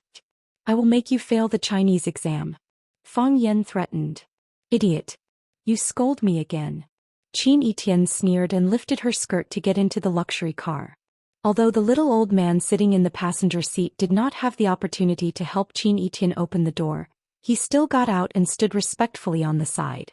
After Qin Etian got in the car, he helped close the rear door. Then he smiled at Fang Yan and said, Goodbye, Mr. Fang. Goodbye, old man. Fang Yan said with relief. He thought that not everyone was as rude as Qin Etian. After the car drove away, Fang Yan was still standing in the same place, waving. He thought, it's just a tea contest. Why did he rent such a beautiful car? How much would it cost? Fang Yan returned to the box in Cool Breeze Pavilion. The second round of the calligraphy competition was about to begin. Although Cool Breeze Tea House was a tea house, it had a large desk and 4 treasures of the study specially for scholars. As long as they were guests in the tea house, they could do whatever they wanted. Therefore, there was no need to look for another place for the calligraphy competition. It could be held directly in the tea house. The first round had a bad start, so Saburo Fujino kept a low profile. He walked in front of Fang Yan and said with a blank face, How will the competition be conducted? Both contestants will write a piece of calligraphy. Then we will evaluate it. Fang Yan said. Saburo Fujino sneered and said, If one side writes Wuxia calligraphy and the other side writes Japanese calligraphy, how will they compare? Fang Yan also laughed and said, Mr. Fujino seems to be a layman for asking this question. As long as there is strength in the brush, any word written will be beautiful. Even if it is a circle, it will be more beautiful than others. Could it be that a person's Wuxia calligraphy is beautiful, but the English alphabet is not beautiful? It will still be beautiful. Easy for you to say. The art of calligraphy is broad and profound. Different languages, different contents, different styles. Naturally, the effect will be different. Saburo Fujino did not agree with Fang Yan's point of view and said, We should unify the language and the content. That way it will be more convenient to compete and determine the winner. Isn't it better for everyone to write what they are good at? Our contestant will naturally write Wuxia calligraphy, and your representative can also write Wuxia calligraphy. In any case, didn't you all start from practicing Wuxia calligraphy? Ridiculous. Saburo Fujino said mockingly. Looking at the sky from the bottom of a well, that's probably what people like you are, right? Without investigation you have no right to speak. Otherwise, don't open your mouth and be laughed at. My East Asian calligraphy is unique. What does it have to do with your Wuxia calligraphy? Calligraphy originated from Wuxia and gradually spread to the various countries in the Han culture circle. The changes in the calligraphy of Wuxia's dynasties continued to have a comprehensive and profound impact on East Asian calligraphy. It was only during the later part of the Heian period that East Asians' unique pseudonymous calligraphy rose, forming the auspicious system that is different from Wuxia's calligraphy. However, in my opinion, the auspicious system is still a slight change on the basis of Wuxia's calligraphy. Some things can be said to be borrowed or plagiarized. The key is to look at the relationship between the two parties. Am I right? Fang Yan looked at Saburo Fujino and said, If you try to please me from time to time, I can also say that you are using it as a reference. If you always use such a cynical attitude to talk to me, I will scold you for plagiarism. I am a man with very fragile emotions. Just now I was hit by someone. So do not offend me. Fang Yan grinned and said, You see, you offended me yesterday and lost the first tea ceremony competition, right? You deserve it. Chapter 79. After a long and unfriendly discussion between Fang Yan and Saburo Fujino, they finally decided on the general rules for the calligraphy competition. First, there was no limit to the language. Second, there was no limit to the content. Third, there was no limit to the style of the calligraphy. Yes, you can write a long poem or you can write a single word. As long as it was something you were most proficient in, you could participate in the competition. Calligraphy had its own characteristics. Some people's every word was very beautiful, while some people only learned a single word for decades. But that one word was the essence of calligraphy. Could it be that a calligrapher who wrote a single word was not a calligrapher? Obviously not. Today they were only competing in calligraphy. Therefore, a long piece was calligraphy and a short piece was calligraphy. A sentence was calligraphy and a word was calligraphy. The representative from Warren High School was a boy named Zhou Xian. He was short and had an honest face. He looked more mature than the other students. He had a mustache on his upper lip that did not match the image of a high school student. Fang Yan paid special attention to this boy's hands. His hands were always clasped together and rarely moved. Steady. Steady hands, steady words. Steadiness was the foundation of writing a good piece of calligraphy. It did not matter if you were pursuing structure or interest. Steadiness was the priority.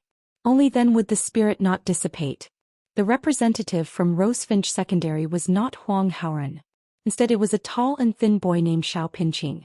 The boy was about 1.7 meters tall, but he didn't have much flesh on his body.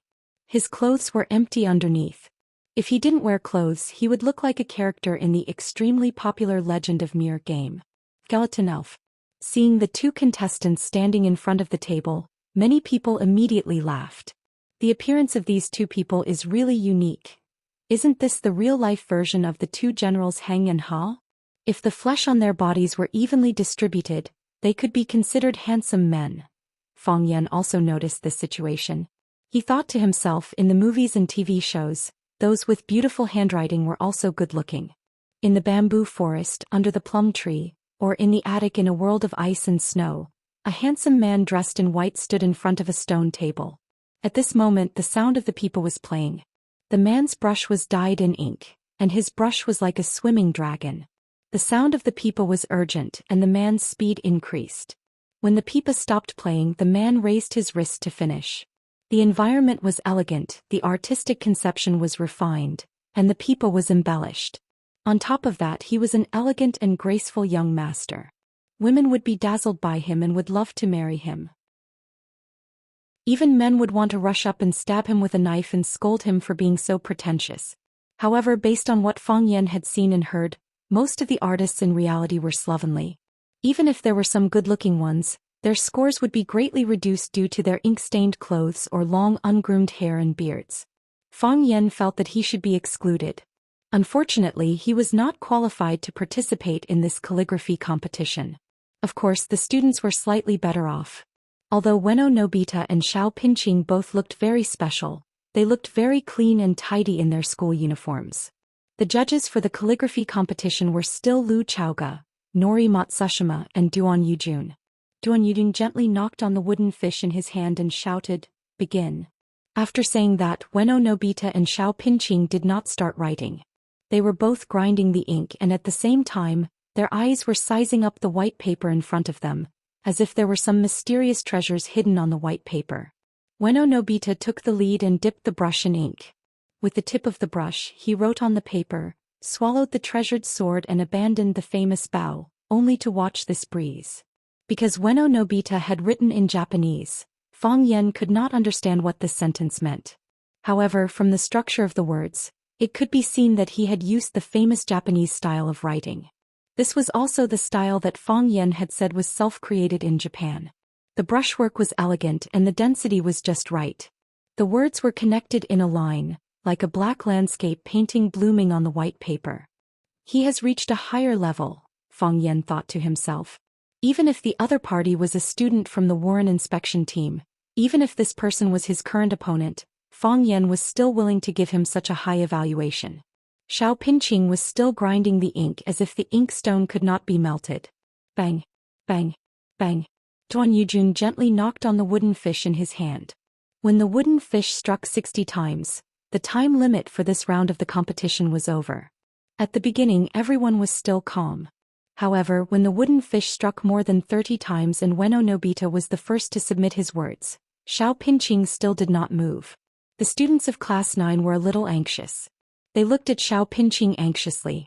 However, as they were worried that they would disturb Xiao Pinqing's thoughts, no one said anything to urge Xiao Pinqing to move faster. When the wooden fish struck 46 times, Xiao Pinqing finally dipped the brush in ink. Filial piety. He wrote a big filial piety on the white paper in front of him, and it was only one word. He placed the brush in the ink box. His forehead was dripping with sweat as if he had just run 3 kilometers. He was using the Wei tablet. The strokes were strict, simple and lively. It was plump and not lacking in rigidity. Good, good, good. Fang Yan said good 3 times in a row. Fang Yan also learned calligraphy. To put it bluntly, he was number 1 in calligraphy today at the Cool Breeze Tea House. It was because he learned and studied calligraphy that he could understand the value and brilliance of the word filial piety. This had nothing to do with the teacher-student relationship or the national righteousness. It was only related to the personal feelings of the person who loved calligraphy and the pursuit of art. Just like how a woman would react when she saw a beautiful dress, just like how a man would react when he saw a Ferrari, just like how a foodie would react when he saw the Manchu-Han Imperial Feast. When a person saw something unimaginable in his favorite field, he would exclaim in admiration from the bottom of his heart, just like Fang Yan. The Wei tablet was mainly used in the fields of stele carvings, epitaphs, statue inscriptions and cliff carvings. For generations, Xiao Pinqing's ancestors made a living by polishing tombstones. Xiao Pinqing's family did not have many things, but they had a lot of stones. Since he was very young, his grandfather, his father and his brother would polish the big stones into square or arched slabs in front of him.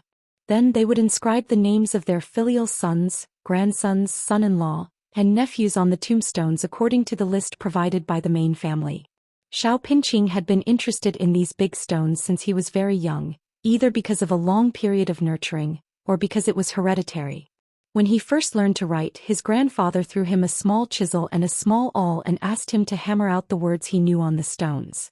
Because he had been polishing stones since he was young, Xiao Pinqing's hands were very steady. This also nurtured his personality of doing things without restraint and writing one stroke at a time. After years of practice, his Wei tablet had become famous far and wide. In the beginning, a customer came to ask his grandfather Xiao Changfa to carve words. Later, the customer asked his father Xiao Deshui to carve words. Later, the customer only asked Xiao Pinqing to carve words. As long as Xiao Pinqing carved words, the customer was willing to pay double the price. The first time Fang Yan discovered Xiao Pinqing's specialty was when he asked his students to imitate "Farewell Again, Cambridge," to write a poem for him. Xiao Pinqing's poem was not worth mentioning, but his words made Fang Yan feel stunned. He had never thought that he could find such a beautiful person among the students. He immediately asked Huang Haoren to find Xiao Pinqing and dragged him along the tree-lined path on campus for more than 10 minutes. He asked all kinds of questions like a fanatical fan and finally understood the special reason for Xiao Pinqing's success. Fang Yan encouraged Xiao Pinqing to continue to work hard and find more inscriptions to study, but to avoid imitating. Because Xiao Pinqing's words were now unique, if he blindly learned the advantages of others, he might lose his own essence. The reason why he asked Xiao Pinqing to study the inscriptions was that he hoped to broaden his horizons and let him have a deeper and more mature understanding of his own words. Xiao Pinqing repeatedly said yes, very happy with Fang Yan's recognition and praise. Later he asked Fang Yan many times about calligraphy knowledge, and Fang Yan also told him everything he knew. He even went to his grandfather's house to get the imitation version of Yuanhuai's epitaph, for Xiao Pinqing to appreciate. Xiao Pinqing had written the word filial piety hundreds of thousands of times. He had personally carved it on the tombstone no less than 1,000 times. Filial piety, this was the tradition of Wuxia, giving people a sense of obedience. No one could defy it. However, filial piety also needed to know how to be flexible, to think of the elderly and think of the elderly's needs. This was not just a word but a picture of filial piety. Therefore Fang Yan could not help but say the word good 3 times. Saburo Fujino was very dissatisfied with Fang Yan's behavior and said, "Teacher Fang Yan, this is a kind of cheating behavior and is suspected of misleading the judges. If you do something out of line again, the judges will judge our side as the winner." Even Matsushima Ki was very dissatisfied with Fang Yan's performance. He frowned and said to Lu Chaoga, who was next to him, "Isn't the teacher's performance a little too intense?" What he meant was that Fang Yan was just putting on an act. Wasn't it just one word? Was there a need to be so excited? Fang Yan apologized and said embarrassedly, I'm sorry. I I can't help it. I really can't help it. The word is right in front of you. You can judge it freely. From now on I won't speak any more. Saburo Fujino sneered and said, Do you still need to judge? It's already clear. Ueno Daxio's words were smooth like flowing water. Every single word was a rare work of art. The most commendable thing was that his layout was reasonable and the ink was well proportioned. He could be called a master of his generation. Of course, Warren High School had the upper hand in this round. You only know how to write one word and you have the nerve to call it calligraphy? Fang Yan was enraged. He cursed, Bullshit. Don't you have any knowledge? Do you know the subtlety of calligraphy? Can't a single word be called calligraphy? Just this one word is enough to leave you guys behind. Saburo Fujino was dumbfounded. Didn't you say you won't speak anymore? You liar. Chapter 80. Don't force me to be barbaric because when I am barbaric even I am afraid of myself. This sentence was the most suitable to describe Fang Yan. Although Fang Yan was a descendant of the Tai Chi family, he had always thought of himself as a cultured person due to the influence of his grandfather and mother. Drinking tea on a mountain peak, riding on a snowy night. Drinking wine in a bamboo forest, reading poems on a rainy day. This was what a cultured person should do. Beating and scolding was uncivilized and uncultured. But you can't bully me. Even a rabbit would bite when it was cornered, let alone a cultured person. Fang Yan was a master of calligraphy, at least he thought so. Although his calligraphy was not as divine as his grandfather's Lu Gong's, it was still possible for him to reach the heavens. Ueno Nobita's calligraphy was very good. Judging from the layout and the thick ink, it was not a problem for him to reach the heavens. In other words, Fang Yan reluctantly agreed to put Ueno Nobita on the same level as him. But Xiao Pinqing's calligraphy was different. He had entered the attainment of divinity and was slightly better than him, but weaker than his grandfather's Lu Gong's. When Xiao Pinqing asked Fang Yan for advice on calligraphy, Fang Yan only talked about the idea and not the technique. Because he knew very well that Xiao Pinqing was miles ahead of him in terms of calligraphy like Wei Bei. Especially when Xiao Pinqing wrote the word filial piety, with great vigor. His spirit and soul were all there. He already had the demeanor of a grandmaster. Fang Yan was ecstatic when he saw it and had the urge to eat the word. The novel A Bite of Tongue had whetted one's appetite, and the word good had also opened one's eyes. This word was written in his eyes, in his mouth and in his heart. But in Saburo Fujino's mouth, it was said that Ueno Nobita was better. How could Fang Yan tolerate this? Fang Yan was so agitated that he cursed, causing everyone to look at each other. The Warren inspection team was the first to react. Their faces were filled with anger, and they looked like they were going to fight it out with Fang Yan. How can you curse? How uncultured. Did he curse? What was he scolding? Oh, this is too hateful. I want him to apologize. I apologize to Fujino-sensei. Matsushima Nori was really angry this time. She looked at Lu Chaoga with a displeased expression and said, Principal Lu, I need an explanation. I really can't understand how your school treats us like this. Not only is this disrespect towards our people, but it has also involved personal attacks and insults. Lu Chaoga frowned slightly.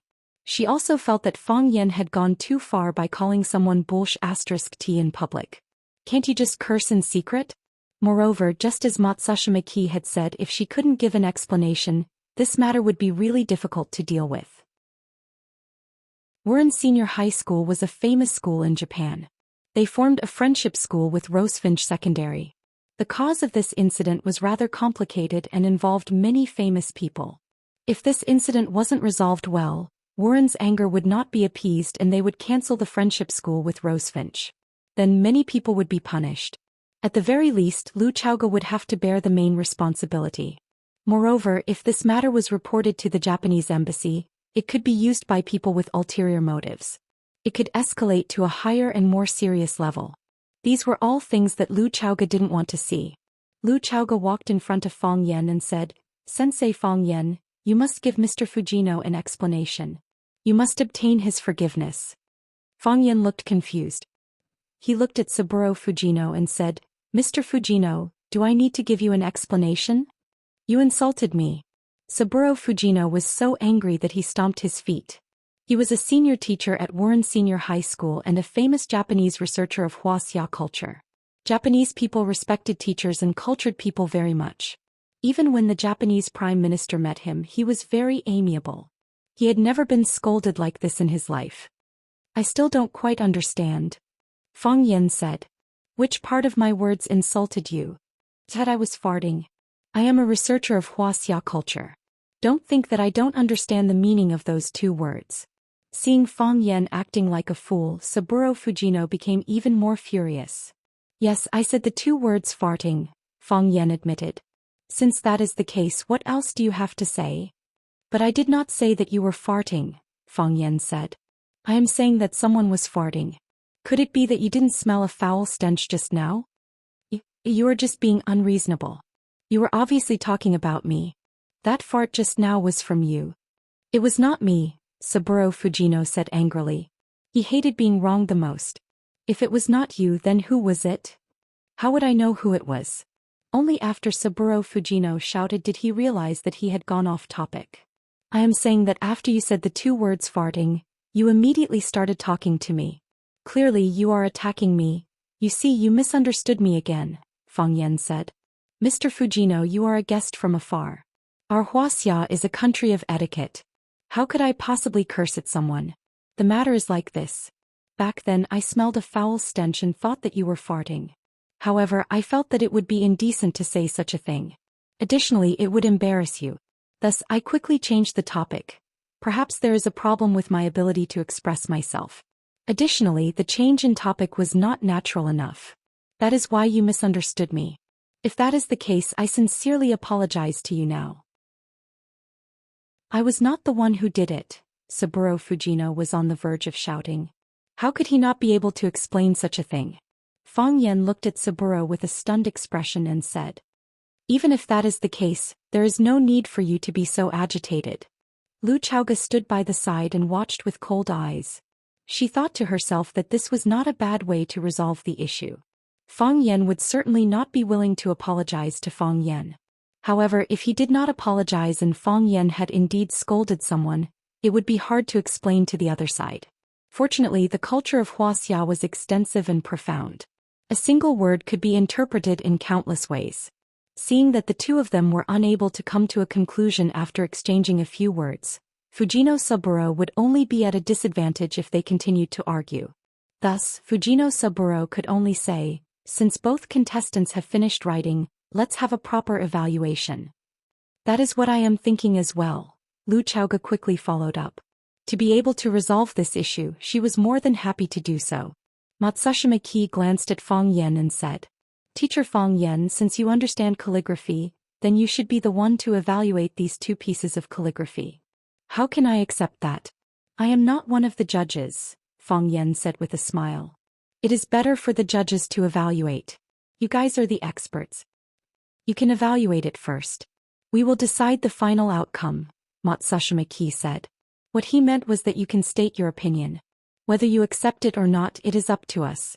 Since Principal Matsushima has invited me, then I will respectfully accept, Fang Yan said. He first walked to the front of Ueno Nobita's words and said very frankly, I don't understand Japanese, so I don't understand what this sentence means. Who can translate it for me? Swallowing the precious sword and abandoning the famous bow, only to watch the cool breeze, someone said aloud. Fang Yan read it and said, good words. Good words. We often say that a good horse needs a good saddle. In my eyes, Ueno Nobita's words are a good horse, and this sentence is a good saddle. Only by matching the words can the mood be more obvious. If he wrote, Ueno Nobita was here, no matter how beautiful his words are, he will lose a lot of points. Isn't this the case? Fang Yan's words were interesting and everyone laughed. Only to watch the cool breeze, this sentence is very good. It gives people a feeling of giving up fame and fortune, forgetting the troubles of the secular world, and only listening to the wind and admiring the moon. Ueno Nobita's words are exquisite and elegant. Every stroke is connected into a line like a crescent moon, a gust of wind. It makes people feel relaxed and happy. Ueno Nobita heard his classmate's translation and bowed slightly to Fang Yan to express his gratitude. When he was grinding the ink, he thought of this sentence and considered writing it as a crescent moon, a gust of wind. Fang Yan went straight to the heart and expressed his intention completely. He was indeed an expert in calligraphy. Fang Yan smiled at Ueno Nobita, looked at him and said, "However, this calligraphy has a fatal flaw. That is, it is too rouge. Ueno Nobita, you only focus on the form but not the spirit. You only express the cool breeze, but what about the words swallowing the precious sword and abandoning the famous bow? Without the beginning, how can there be the end? Without the beginning, how can there be the end?" Ueno Nobita's eyes widened and his face was full of shock. "If I'm not wrong, Ueno Nobita learned calligraphy from a female teacher, right?" Fang Yan asked. After listening to Fang Yan's words, Ueno Nobita nodded and then bowed 90 degrees to Fang Yan. He learned calligraphy from his mother, whose surname was Kono. She was the descendant of Kono Shirnin, one of the 3 geniuses who appeared in the calligraphy world when Toyotomi Hideyoshi unified the world in the Peach Mountain era.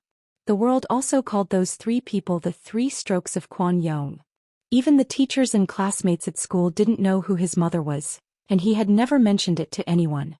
However, Fang Yan, Huaxia's teacher, saw through it at a glance. Fang Yan helped Ueno Nobita up and said with a smile, "If it was that lady who wrote this calligraphy, I would give her a higher evaluation. And what I said about the excessive rouge is not a weakness, but an advantage. Because this is a woman's characteristic. However, Ueno Nobita can't do it. You are a man. If you deliberately imitate that teacher's writing style, you will make a fundamental mistake. There is a difference between men and women. Women can't learn men's boldness and men can't write women's gentleness and exquisiteness. No matter how hard you try. Am I right? A word is worth 1,000 gold." Ueno Nobita bowed again, thanking Fang Yan for his selfless guidance. He finally found the shortcomings of his calligraphy, which had a profound impact on his future development.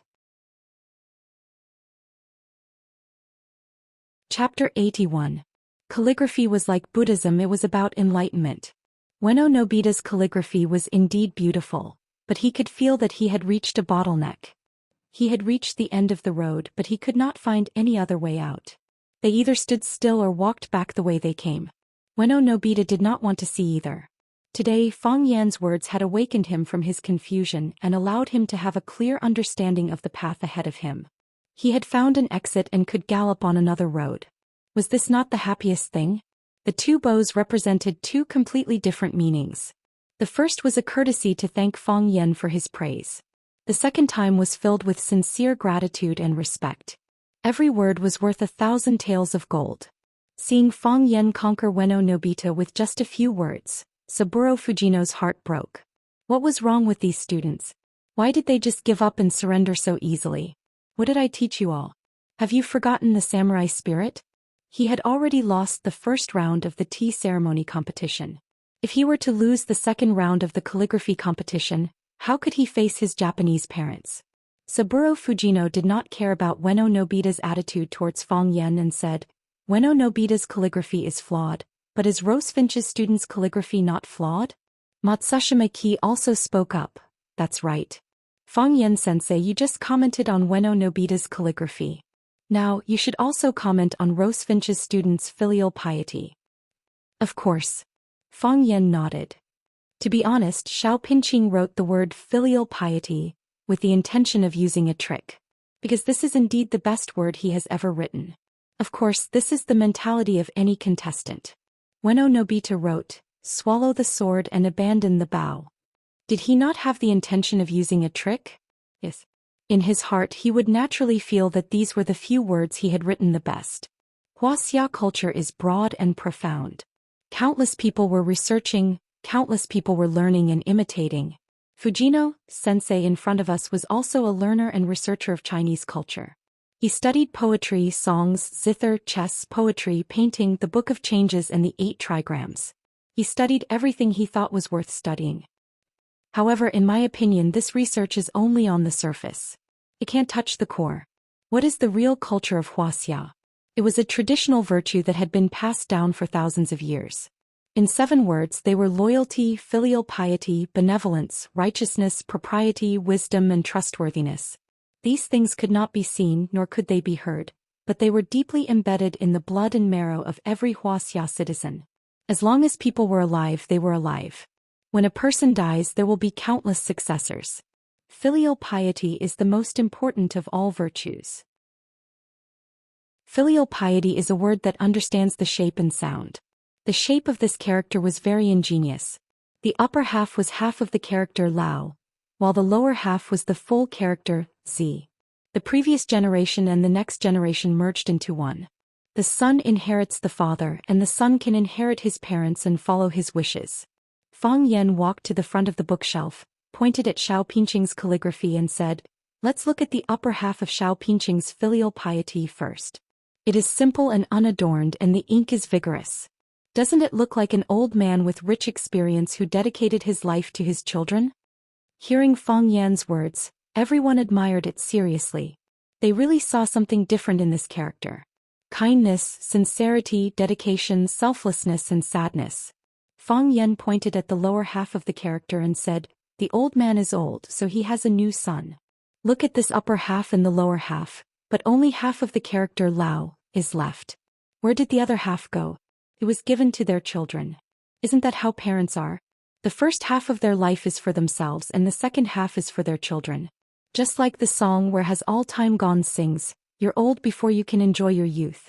You've had children for a lifetime and your mind is full of children's tears and laughter." Xiao Pingqing's Z is vigorous and delicate, representing the prosperity of his son, and also representing the healthy growth of his son.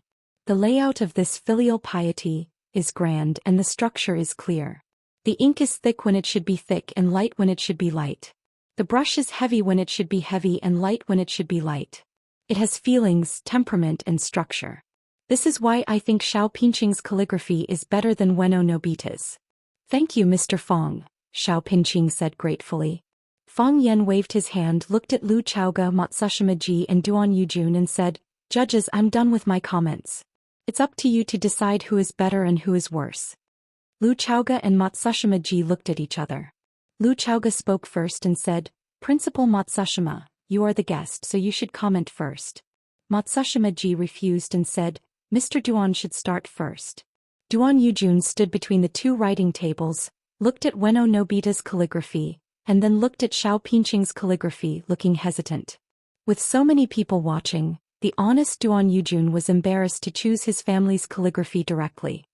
"To be honest, both works are good," Duan Yujun said. "Both are good. It's much better than my handwriting." Everyone laughed and said, "Boss Duan, everyone knows that their calligraphy is better than yours. The key is whose calligraphy is better." "I choose filial piety," Duan Yujun said. "Not to mention anything else, this word makes me feel close." Can an unfilial person still be human? Clatter. The students of Rosefinch Secondary applauded. Now one of the judges had turned to Xiao Pingqing, and Xiao Pingqing's victory was in sight. Matsushima Ji asked Lu Chaoga to comment again, and Lu Chaoga said without hesitation, "I choose filial piety. I like the feeling of a father and son being connected. I sensed a very deep emotion from this piece of calligraphy." This feeling. Lu Chaoga looked sad and said, "It's been a long time since we last met." Duan Yujun chose Xiao Pingqing's filial piety, and Lu Chaoga also chose Xiao Pingqing's filial piety. No matter how Matsushima Ji voted, Xiao Pingqing was already the winner of this calligraphy competition. Of course, this also had something to do with the judging system. Because Duan Yujun and Lu Chaoga were both Huaxia's people, they would be biased towards the Rosefinch Secondary contestants. It was human nature.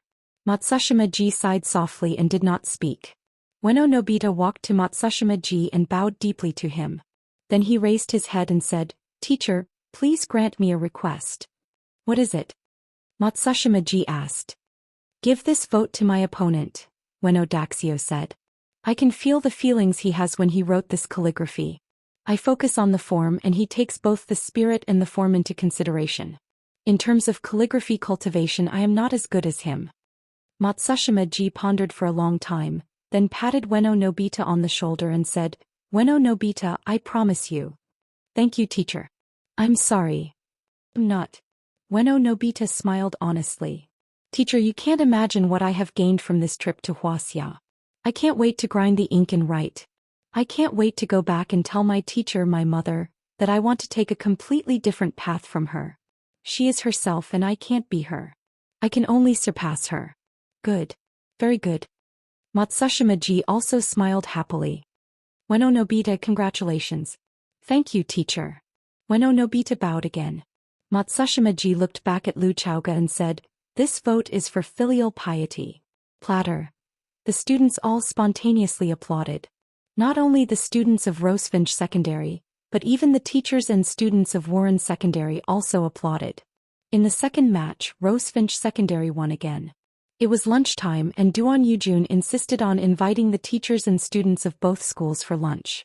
This time Lu Chaoga strongly refused, saying that she had already disturbed them today. The school would be responsible for the lunch, and the school had specially allocated funds to entertain the delegation of Warren. Both sides agreed that the third fencing match would be held at 3 o'clock in the afternoon. After lunch, the students of the delegation would return to the hotel to rest for a while. In the dessert shop at the entrance of the campus, Fang Yan and Tang Qing sat opposite each other. Tang Qing held a cup of iced lemon green tea in his hand, his eyes looking around without focus, looking very bored. Student Tang Qing, have you thought about it? Fang Yan asked. Teacher Fang Yan, I have answered you several times. I'm not going. I have no interest in that kind of thing, Tang Qing said impatiently. What's your reason for refusing? I'm not interested. Why not? I don't like it. Student Tang Qing, the tea ceremony, calligraphy and fencing matches between us and the Warren delegation have attracted the attention of the entire class and even the entire school. Although friendship comes first, competition comes second, everyone hopes to win these 3 matches. Because everyone knows that winning or losing not only concerns the school's dignity, but also the dignity of our entire Wuxia. If we lose these 3 matches, will our Wuxia lose its dignity? Tang Qing sneered. Student Tang Qing, I know you think this is a small matter and you think that winning or losing doesn't matter. But I don't think so. We should do our best in any match. We can't easily give up any opportunity. We have to win and we have to keep winning. We have to win our dignity and we have to win our confidence. We have to win our own confidence and we have to take away their confidence. I want them to have no chance of winning in every confrontation with us. I want them to be wary of us every time they fight us. The national defense of a country not only depends on the strength of the army, but also the invincible will and ambition of every Wuxia person. Fang Yan looked at Tang Qing with sincere eyes and said, Student Tang Qing, come out. Come out and help me win this match and help yourself win this match.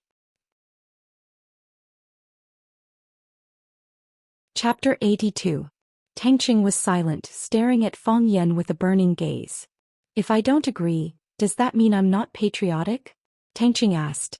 Fang Yan was taken aback and said, I hope you can do this, it has nothing to do with patriotism or not. In that case I still won't agree.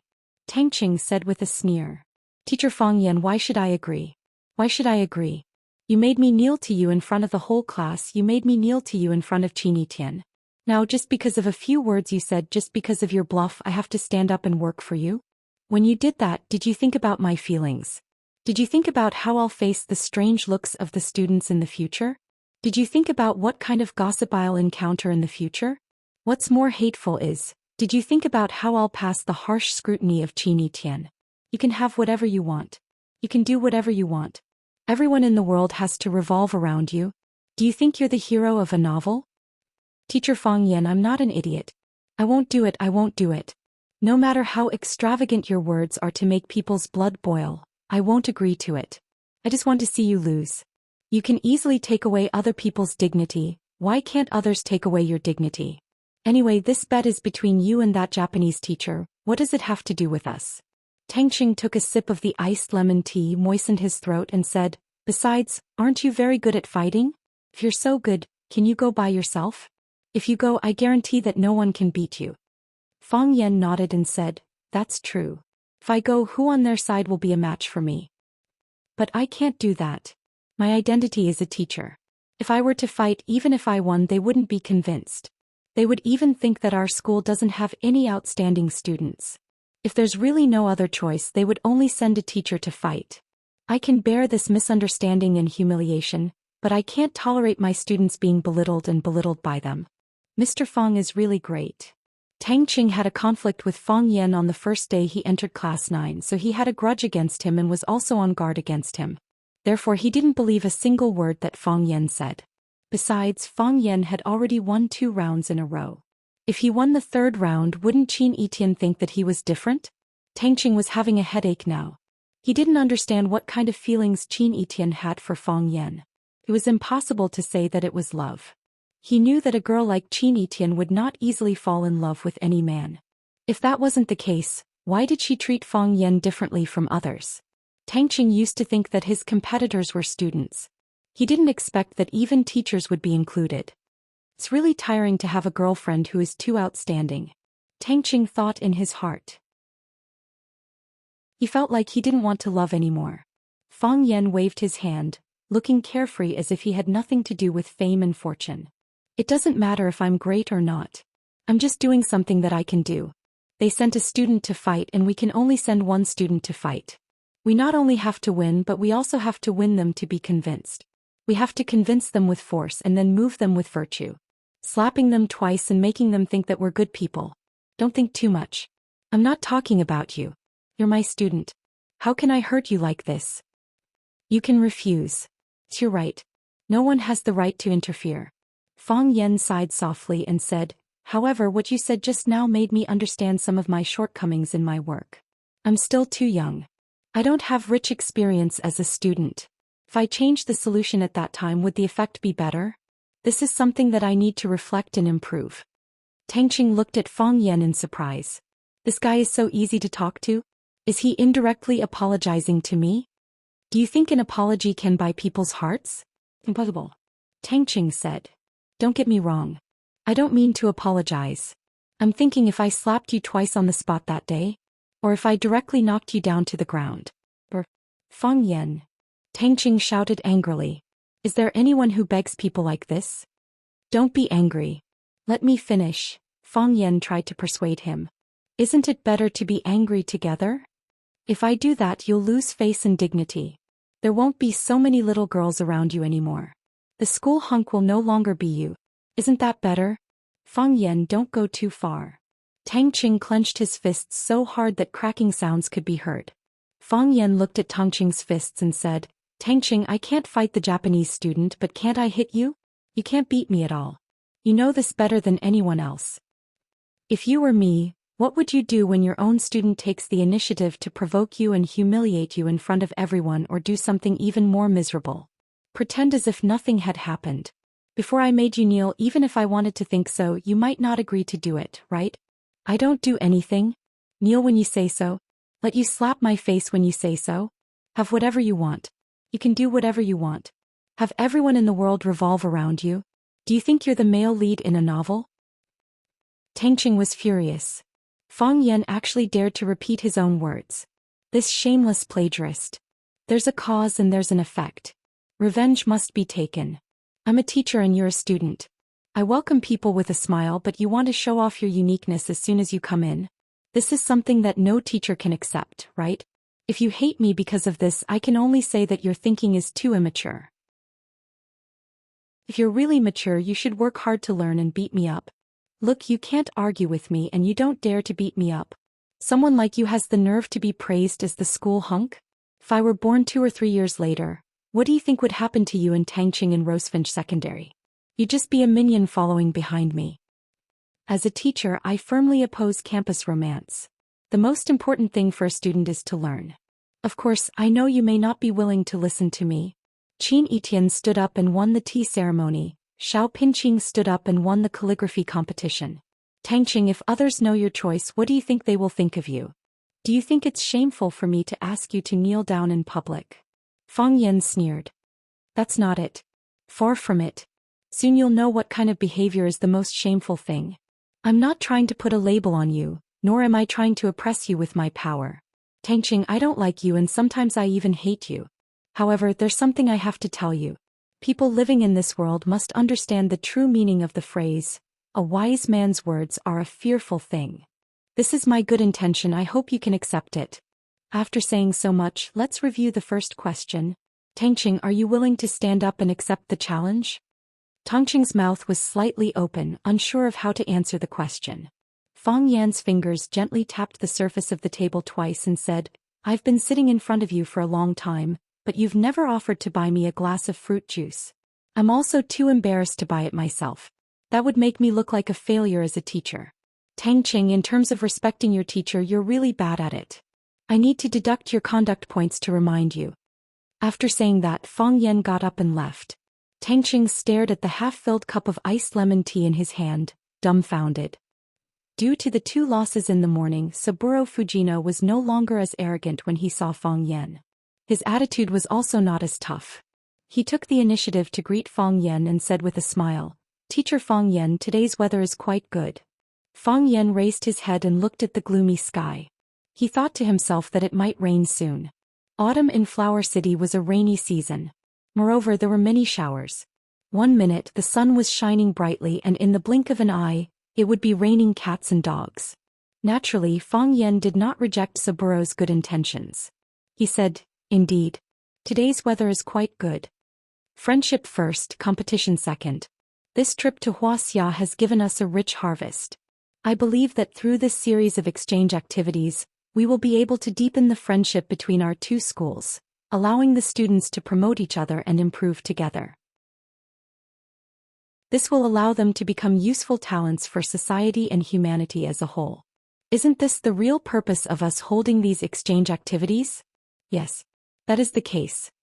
Fang Yan nodded his head. "That is what we think as well." "Then the afternoon match. Should we cancel the afternoon match?" Fang Yan asked. "Of course, if Teacher Fujino strongly requests it, we have no objections. After all, we must respect the true thoughts of our guests.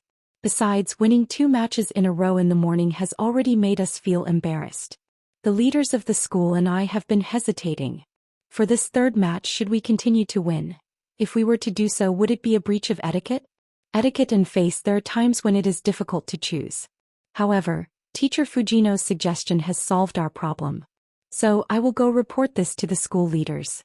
Is that all?"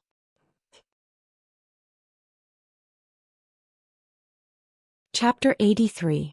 Some people would make you fall in love with them at first sight. Some people would make you want to beat them up. Clearly, in Saburo Fujino's eyes, Fang Yan belonged to the latter category. Saburo Fujino had challenged Fang Yan during his class. Even though he had hidden his trump card, Fang Yan had still won 2 matches in a row. This caused him to lose face. His heart was filled with grievance and discomfort. What caused him to vomit blood was the fact that the students who lost the match were praising Wuxia's teachers and students. Be it Chiba Keru or Ueno Nobuo, both of them had expressed their admiration for Wuxia's culture and spirit. They had also spoken highly of their opponents, saying that they had learned a lot from them. What kind of behavior was this? This was a slap to the face. He had just shouted out the slogan Tang and Song cultures in Japan, and they had been conquered by Wuxia's culture. Do they still want to be compatriots? Saburo Fujino was a smart person. He knew that he could not go against the general trend. Since both his teachers and students had a favorable impression of Wuxia's culture and Rosefinch Secondary, it would not be appropriate for him to be the only one hostile towards them. That would only cause others to think that he was narrow-minded and an anomaly. He was prepared to change his battle strategy. He would treat his enemies with a gentle and friendly attitude. However, he would show no mercy during the match. Only the victor would have the right to make fun of others. Was that not the case? He had already made up his mind. After the experts he sent out had slaughtered Rosefinch's students until they were crying for their parents, he would go and have a talk with Fang Yan. His expression would surely be quite ugly, right? They had already lost 2 matches. They were hoping to win back some face in the 3rd match. How could they cancel the match? If they were to cancel the match, then they would have no chance at all. Additionally, others would say something like this. Wu Ren is afraid of Rosefinch Secondary's victory and no longer dares to continue the match. This result was even harder to accept than losing the 3rd match. This was Wu Ren's shame. It was also Saburo's shame. He would never allow such a thing to happen. Seeing Fang Yan turn around to report to the leader, Saburo Fujino grabbed his arm and said, "Fang Yan sensei." "Fang Yan, sensei, you misunderstood my words. I have no intention of canceling the match.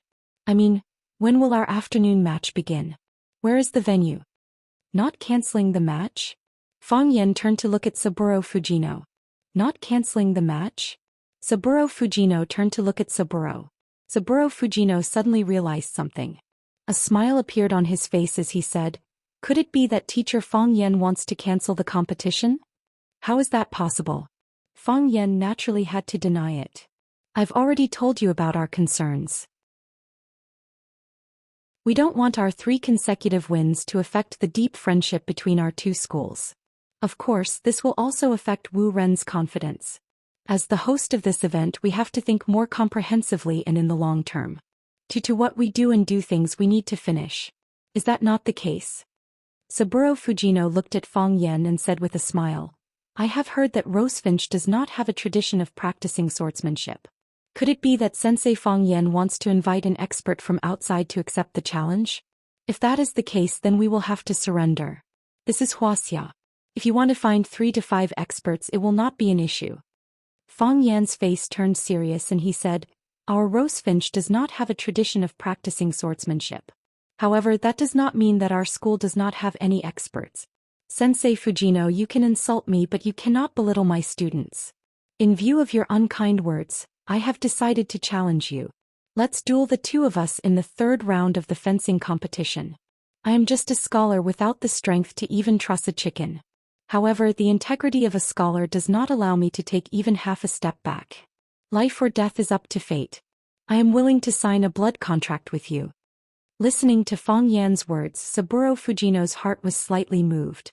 Fang Yan was taller than him, but he was not as big as him. Additionally, he was someone who paid more attention to training himself and had learned a few moves of Taekwondo. If he could openly beat up Fang Yan in front of everyone, he would be able to vent his anger and his students would certainly be inspired. However, he quickly rejected this tempting idea. After 2 days of contact, he felt that Fang Yan was a very cunning fellow. For him to take the initiative to challenge him meant that he must have a plan in mind. If he were to agree to his proposal, wouldn't he be walking right into his trap? "I'm not that stupid," Saburo Fujino thought to himself. He looked at Fang Yan with a straight face and said, "This is just my personal concern. I do not have any intention of belittling Rosefinch's students. In my eyes, Rosefinch's students are very outstanding and lovable. I am afraid that some teachers would only covet the glory of victory and bring in experts from outside the school to participate in the competition. In this way, even if they were to win the competition, the students would be disappointed. Face projects will only harm themselves and others. Just say it, do you want to accept my challenge or not?" Fang Yan said impatiently. "I am a teacher. This kind of matter should naturally be handled by my students. I believe in them just like how they are willing to believe in me," Saburo Fujino said. "This is a show for the students. I will not snatch away the opportunity that belongs to them." Fang Yan looked at Saburo Fujino in surprise and said, "I thought only our school's director Li Mingqiang would be able to say such high-sounding words. It turns out that teacher Fujino is even better than director Li. What did you say?"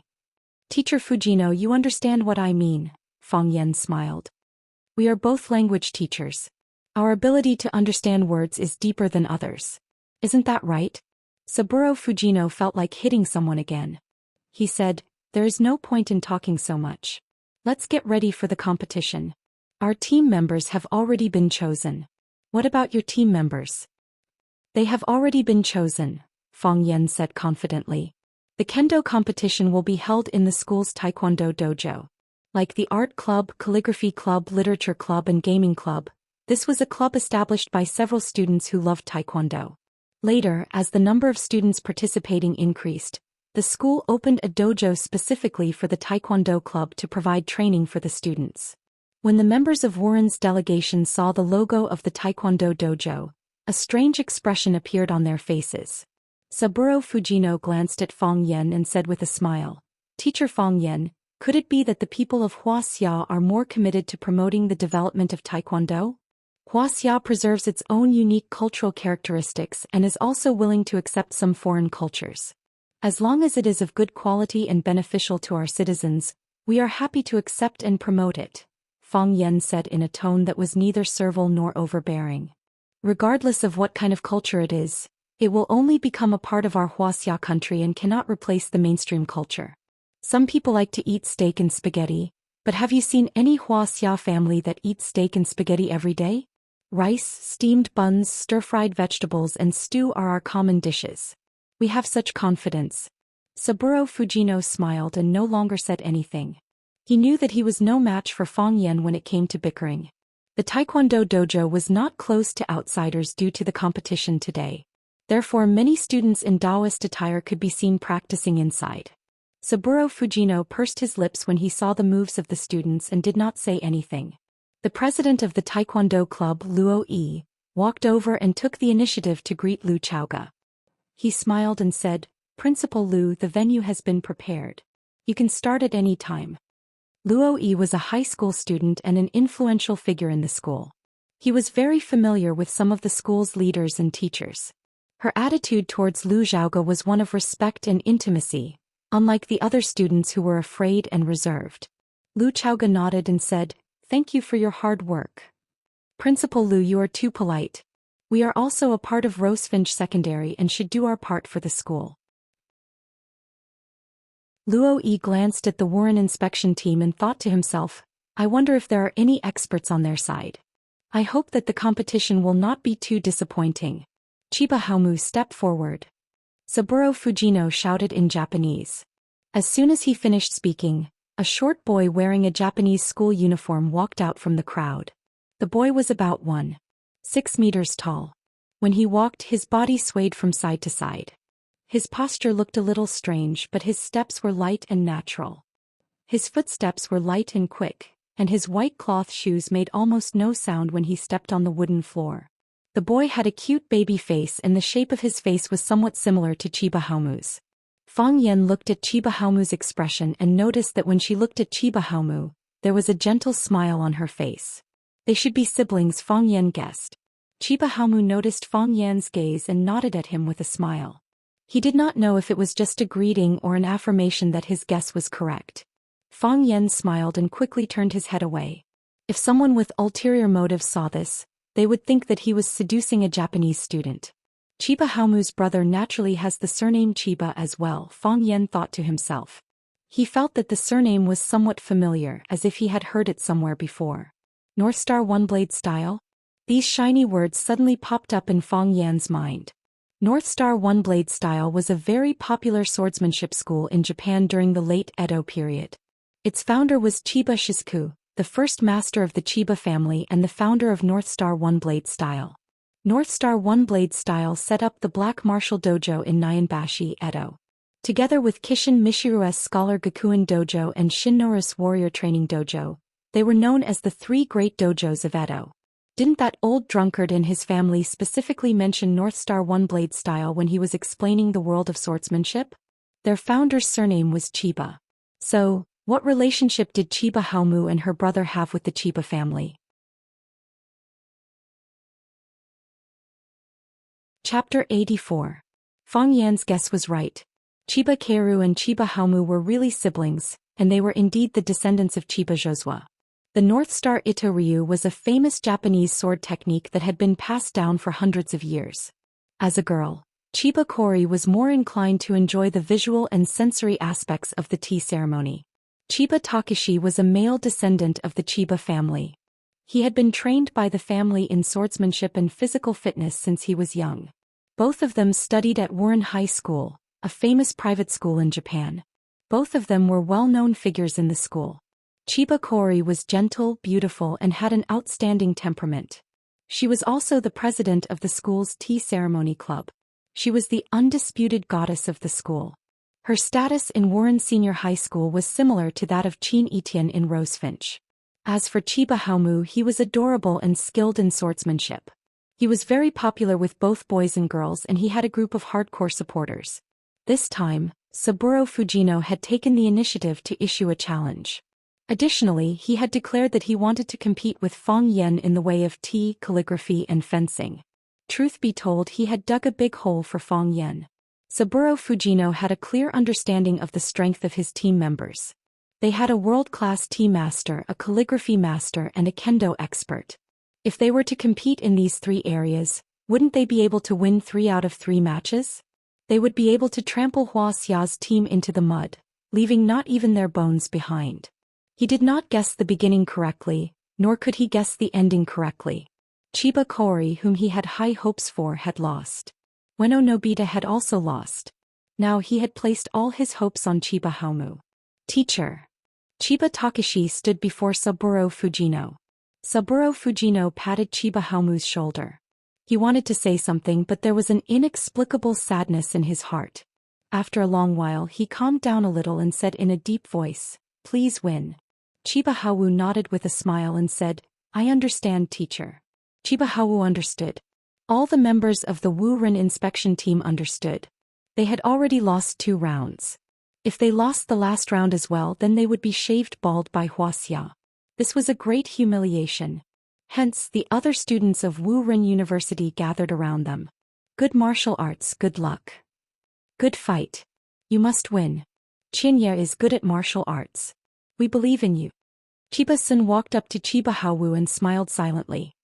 "Just do your best." "No, sister, I want to win." Chiba Haomu also smiled. His smile was as bright as the sun. "What an adorable boy. Win back what you lost." The smile on Chiba Kori's face gradually faded.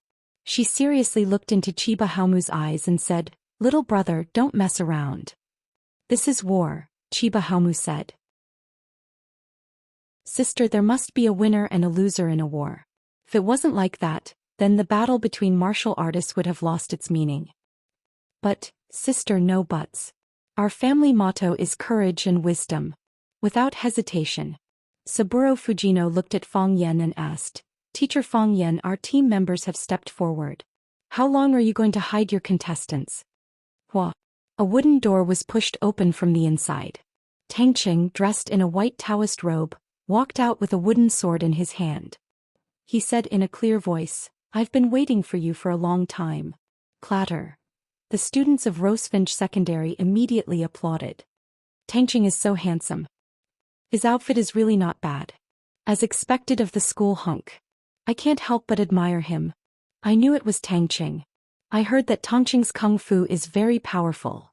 It had to be said that this kid Tangqing was praised by the girls of Rosefinch Secondary as the school hunk. He really did have some skill. Not to mention his dazzling results and outstanding skills. Just the way he walked out in the white Taoist robe of the Taekwondo club while holding a wooden sword gave people the feeling of a handsome and elegant young man. His slender figure, exquisite facial features, and the natural arrogance he exuded made him really attractive to young girls. Fang Yen walked in front of Tangqing and said with a smile, "Have you thought it through?" "I didn't come for you," Tangqing said. "If you think that I'm participating in this competition because of you, I'm afraid I'll have to disappoint you. It doesn't matter who you came for. As long as you stand here today, you will be my good student." Fang Yen patted Tangqing's shoulder. Tangqing frowned. In the end, he did not slap away Fang Yan's restless palm in front of everyone. The members of both sides were in place. Tangqing had already changed his attire and was ready to fight. Fang Yen looked at Saburo Fujino and said, "Let your team members go in and change their clothes." Saburo Fujino said a few words to Chiba Haomu. Chiba Haomu nodded and followed Luo Yi to the changing room where the new Taoist robes were prepared. When Chiba Haomu came out wearing a black Taoist robe and holding a wooden sword of his choice, the match was about to begin. Luo Yi was the president of the Taekwondo club and the only judge for this competition. Fencing was different from other competitions. The winner and loser were clear at a glance. Therefore, there was no need for too many judges to vote. Luo Yi stood between the two of them and said in English that they could understand, "Do you want to wear protective gear?" Both Tangqing and Chiba Haomu shook their heads and refused. They did not have the habit of wearing protective gear. Since both sides have chosen not to wear protective gear, then I would like to propose 3 rules. First, you are not allowed to stab your opponent's vital parts. Second, the winning side is not allowed to kill anyone. Most importantly, when I say stop, you must stop immediately. He was afraid that the two of them would fight to the death. If that happened, things would become difficult to deal with.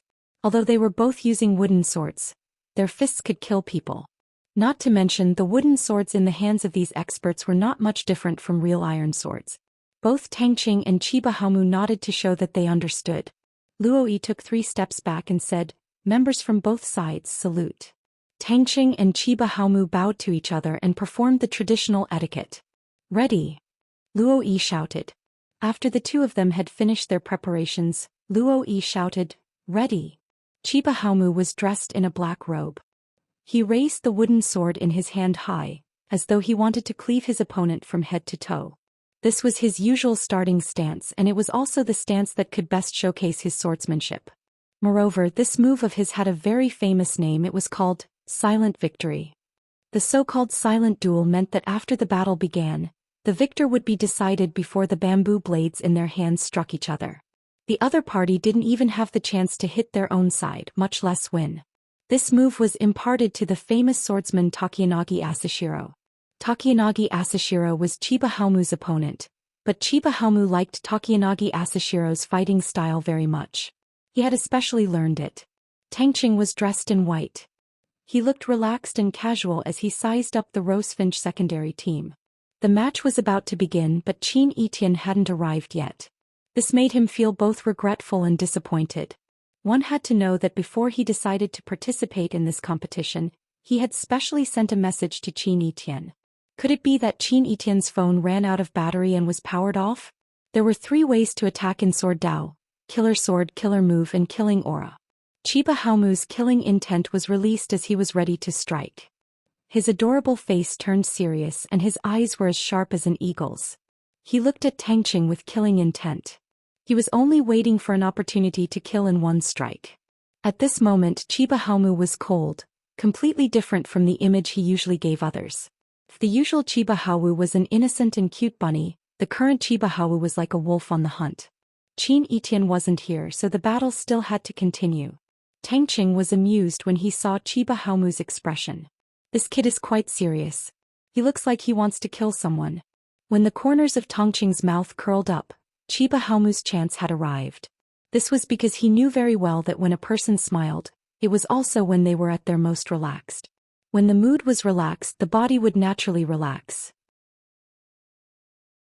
This was the perfect time to defeat his opponent. Chiba Haomu slashed out with his sword and the wind whistled like a flute. This was the sound of the bamboo sword cutting through the air. The sword hilt and blade were burning hot as if they were about to be burned. When an expert made a move, it was obvious whether he was skilled or not. The speed of the sword, the strong airflow caused by the friction in the air, and the aura that enveloped his entire body were enough to make people's hearts tremble. An expert. This guy was definitely an expert. Moreover, he wasn't an expert in the field of student fights. He wasn't the president of the Taekwondo club, nor was he the #1 in Huaqing. His opponent was a professional, an adult, and an expert with sharp sword skills that could kill. Tangqing was born into a family of armed escorts, and there were also experts in his family who practiced swordsmanship. The way they drew their swords was exactly the same as the one in front of him. In fact, after experiencing it for himself, this Japanese boy who smiled shyly just now was even more powerful. Tangqing raised his sword to meet the attack. Crack. The 2 swords collided and the wooden sword in Tangqing's hand broke into 2. Although both swords were wooden, one was the attacker and the other was the interceptor. One side had accumulated enough strength and momentum, while the other only wanted to block the attack. The T had spirit and the sword had murderous intent. Chiba Haomu's wooden sword had murderous intent, while Tangqing's didn't. Intent against intent, murderous intent against no murderous intent, and the one without murderous intent was naturally not a match for the other. Chiba Haomu seemed to have predicted this scene. After he broke the wooden sword in Tangqing's hand, he didn't retract his sword force, nor did he release his sword energy. The sword continued to slash downwards, aiming straight for Tangqing's head. "Don't!" The crowd shouted loudly. Some of the more timid girls couldn't help but close their eyes. They didn't dare to watch the tragedy that was about to happen. With Chiba Haomu's current momentum, if Tangqing's head was hit, it would definitely be split in half. Chapter 85. Wielding a killing sword in his hand, his intent was to kill the hearts of others. Chiba Haomu had grasped the essence of swordsmanship, learned sword techniques, nurtured killing intent, and was known as a high-level swordsman. At such a young age, he was able to attain such a level of attainment in swordsmanship. This was truly an amazing feat as expected of someone from a famed swordsmanship sect. With hundreds and thousands of years of experience, it was only natural for them to have a complete set of methods to cultivate high-quality talents. In this era, Not only did they need to rely on their fathers, they also needed to rely on their grandfathers. They needed to rely on their grandfathers. This caused Fang Yan to become extremely furious. If even birth was unequal, what fairness could there be in this world? After thinking about his own life experience, the anger within Fang Yan's heart gradually dissipated. There were some things that they could not decide on. He himself felt quite helpless about it. After cutting down the wooden sword in Tongqing's hand, Chiba Haomu's sword momentum did not dissipate.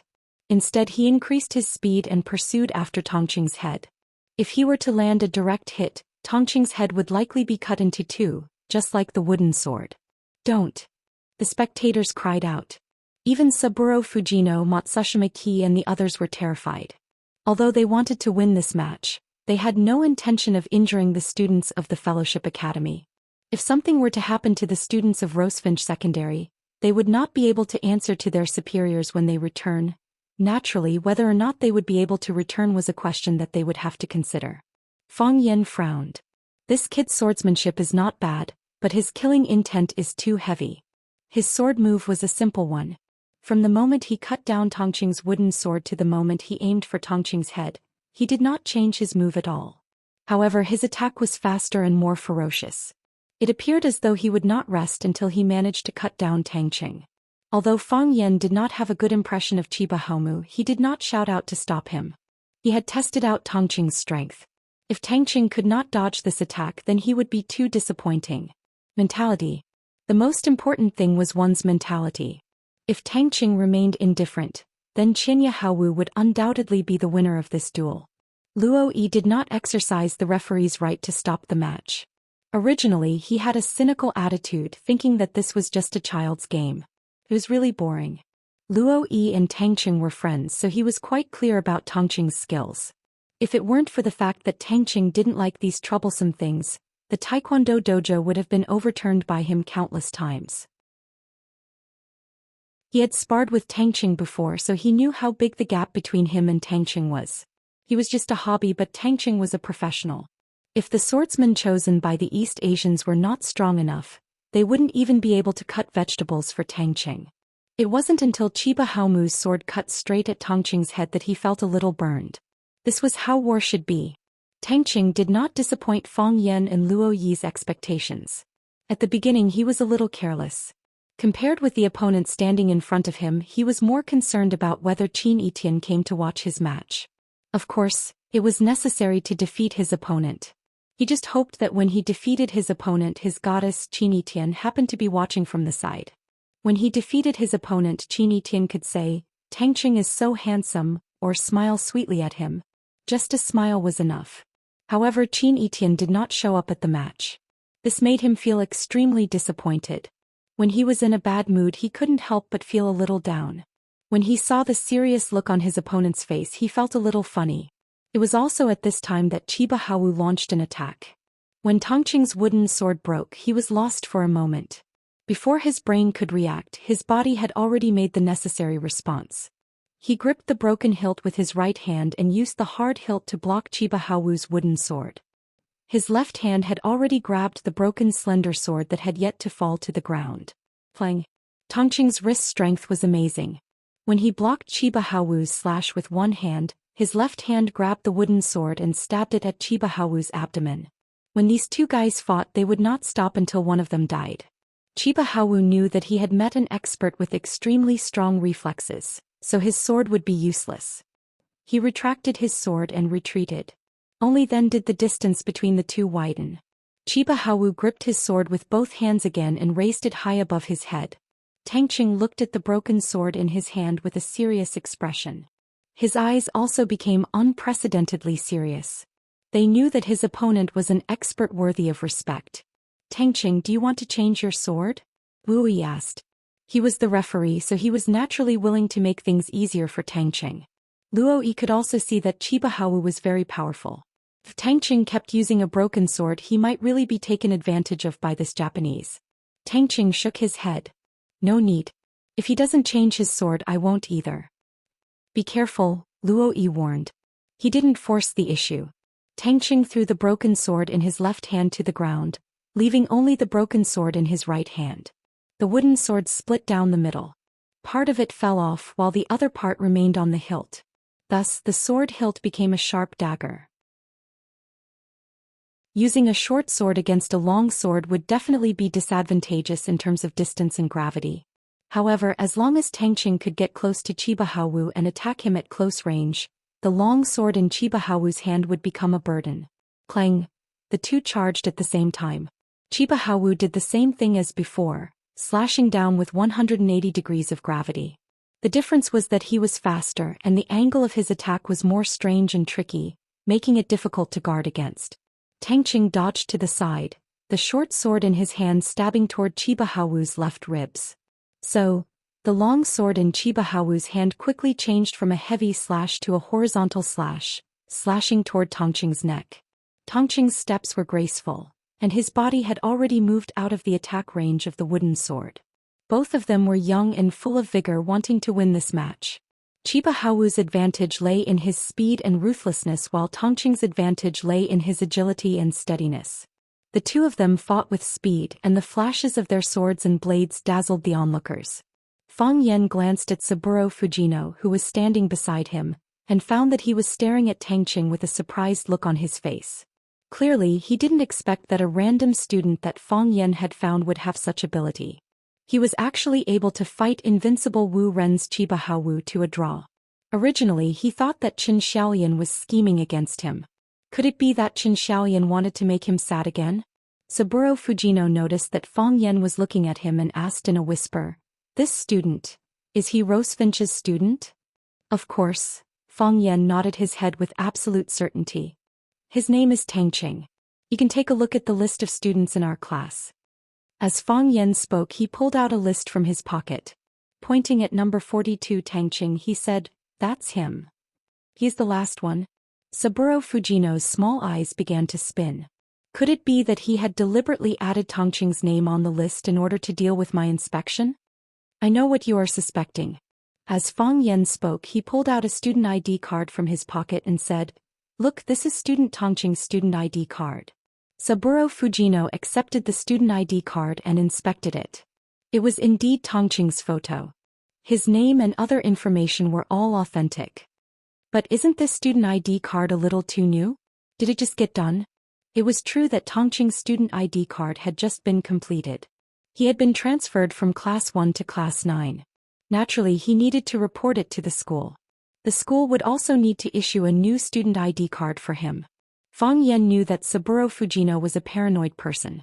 Be it Qin Etian, Xiao Pinqing or Tangqing, any one of these students would be an outstanding talent. How could they just happen to be in Class 9? Thus, Fang Yan had made preparations in advance.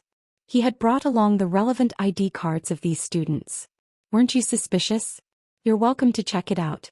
Of course, this time it was fortunate that Qin Etian had been transferred to Class 9 in advance because of him. As for Tangqing, he had been transferred to Class 9 in order to follow Qin Etian. Without the help of these two experts, Fang Yan would not have so easily agreed to compete with the Wu Ren inspection team in the way of tea and fencing. In the past, the school would let the students of Class 1 be in charge of receiving inspection teams from outside the school. A straw in the wind. From the performance of Qin Etian and Tangqing, Class 1 was indeed full of talents and elites. What Fang Yan did not know was that Qin Etian and Tangqing were originally the top 3 students in Class 1. They were elites that the teachers of Class 1 treated like treasures. The two of them skipped Class 1 after the other, causing Class 1's teacher in charge to be heartbroken. He hated Fang Yan to the core. If it were not for Lu Chaoga speaking up for Fang Yan, Class 1's teacher in charge would have long since jumped out and thrown a pair of white gloves at Fang Yan's face. "It was just done," Fang Yan answered honestly. The smile on Saburo Fujino's face grew wider and he said, "Then is there such a possibility? Tangqing was not originally a student in your class? Is he a student from another class or school? For the sake of this competition, did you specially invite him over?" Fang Yan looked at Saburo Fujino with a smile and said, "Fujino-sensei's questioning expression is truly amusing. Like a cute woman." "Teacher Fang Yan, what do you mean by that?" Saburo Fujino stared at Fang Yan warily. "This fellow could not possibly have that kind of hobby, right? I am a decent person. I have heard that there are 2 types of women. Those who are good-looking but unreasonable and those who are not good-looking but unreasonable. I feel that Teacher Fujino is very similar to the second type of woman. Fang Yan. Saburo Fujino was truly furious. He could still accept being called a woman. However, calling him an ugly woman was beyond the limits of what he could accept. Teacher Fujino, are you a sore loser? Fang Yan asked with a straight face.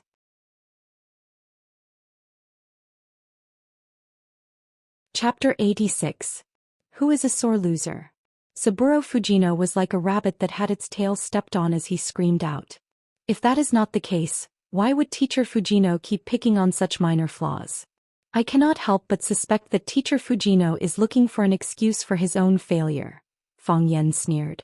Seeing the two clowns bickering again, Lu Chaoga gave them a glance before turning her attention back to the intense battle taking place in the middle of the arena. Matsushima shook his head. He was helpless against these two fellows. I am afraid that you will cheat, Saburo Fujino said with confidence. This is your territory. Who knows what kind of arrangements you will make in order to win? This is a classic example of measuring the heart of a gentleman with one's own yardstick, Fang Yan said with a ridiculing tone. Did anyone invite you to listen in on Class 9? Saburo Fujino thought about it. Back then, Vice Principal Matsushima was the one who suggested to listen in on Class 9.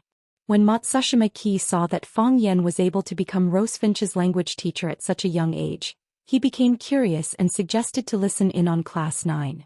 In other words, it was a random inspection and no one had arranged for it.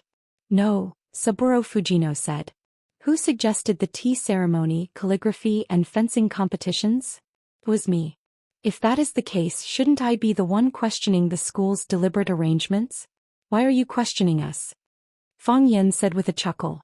He pointed at Chiba Keru Ueno Nobita and Chiba Haomu, who was brandishing his sword. Do you dare swear to all the deities of the two countries that they are not the candidates that you have arranged in advance?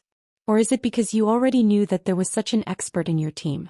That's why you deliberately proposed these 3 competitions? Our school has many talents. It is not just these 3 competitions. Saburo Fujino said stubbornly. He was not willing to admit that he had planned this out, and the result was a painful truth. Is that so? Then shall we add 3 more competitions? Fang Yan said with a smile. Saburo Fujino did not dare to agree. Rosefinch had won 2 of the 3 matches he had arranged in advance. If Rosefinch proposed the competition, would they still have a chance of winning? It was one thing for others to humiliate him, but did he have to humiliate himself as well? What? Are you unwilling? I don't have enough time to arrange it. Saburo Fujino finally found a plausible excuse. We're going back tomorrow. A student's homework cannot be delayed. You see, you have all taken advantage of us, but Fujino-sensei is still suspicious of us. If you really think that there's something wrong with the 3 students I've chosen, their student files and information are all in the school's archives. You can check them at any time. This can't be faked, right? However, I'd like to ask, are the 20 students from the Warren delegation all in the same class? Naturally not, Saburo Fujino replied. We are selecting based on merit. It's the same every year. This is Wu Ren's rule. Exactly. You will select outstanding students from the entire school or even the entire country to form a team. We are only selecting students from Warren High School to be sent out, Saburo Fujino corrected. Who selected students from all over the country to participate in the competition.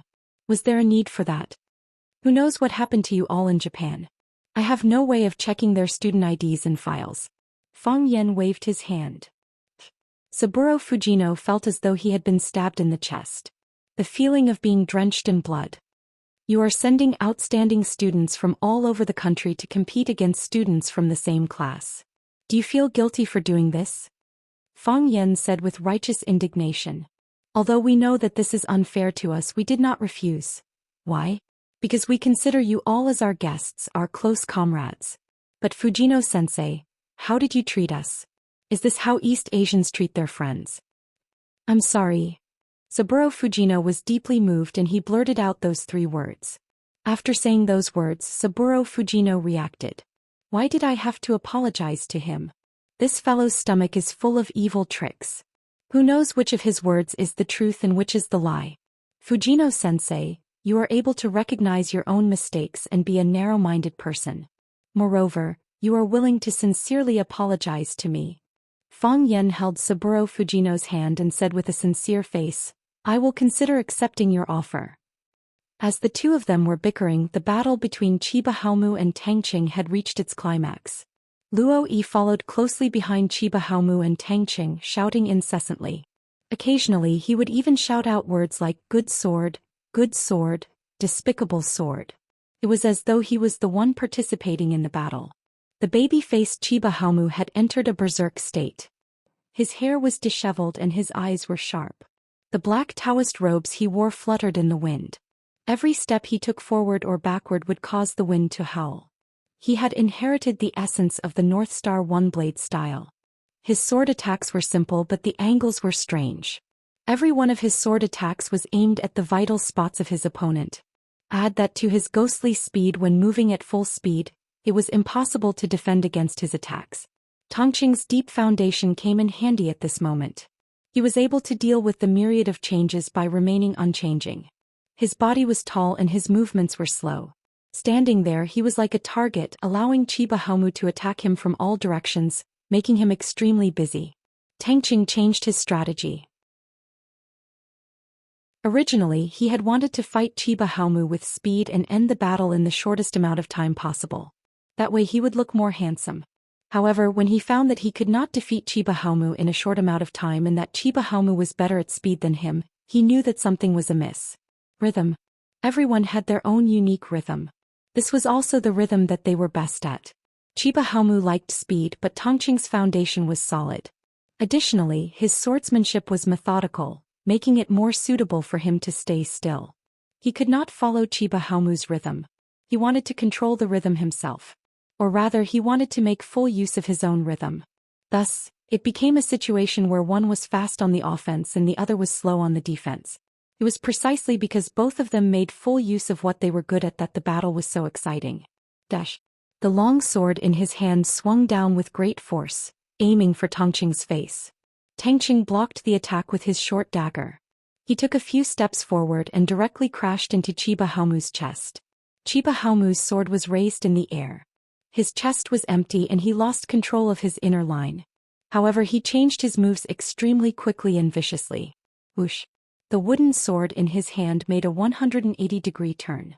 Initially, the tip of the sword was pointing outwards, but when he hooked his wrist, the tip of the sword stabbed at Tang Qing who was in his arms. To an onlooker it was almost a suicidal move. If he was holding a real sword in his hand, then when he stabbed Tang Qing's body, it would be inevitable that he would also stab himself. However, he knew the characteristics of a wooden sword very well. He knew the weight of the sword and the speed at which he attacked, and what kind of damage he would inflict on his opponent. Clang! Tang Qing once again blocked the tip of the long sword with the hilt of the sword and slammed his elbow backward.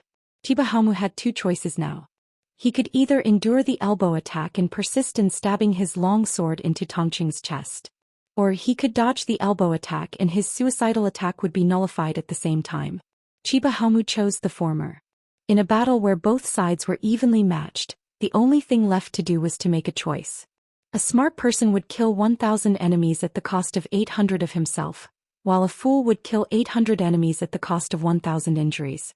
Victory and defeat would be decided in this way. He could withstand the elbow attack, but he believed that Tang Qing would not be able to withstand the full force of his piercing technique. Ugh! Chiba Haomu grunted. His upper body fell backwards, but his lower body was unusually stable. Creak! The tip of the long sword in his hand moved forward with unstoppable force, grinding against the hilt. The tip of the sword inched closer to Tang Qing's chest. As long as it pierced through, Tang Qing would instantly lose the ability to fight. Of course, he would lose the ability to fight forever. Ah! A miserable scream rang out. The wooden sword in Chiba Haomu's hand fell to the ground. He clutched his abdomen with his right hand and staggered backward. Plop! His body fell on the wooden floor with a hideous expression. His forehead was dripping with sweat and he looked like he was in extreme pain. Tang Qing stood still and sneered at Chiba Haomu who was sitting on the ground.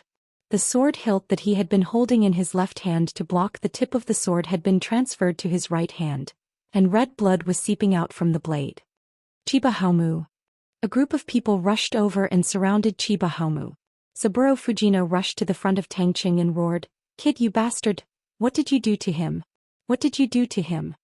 Chiba Kori's face was covered in tears as she cried, "Haomu, little brother, are you okay? How do you feel?" Matsushima Nori was a beat too slow to squeeze into the middle of the crowd.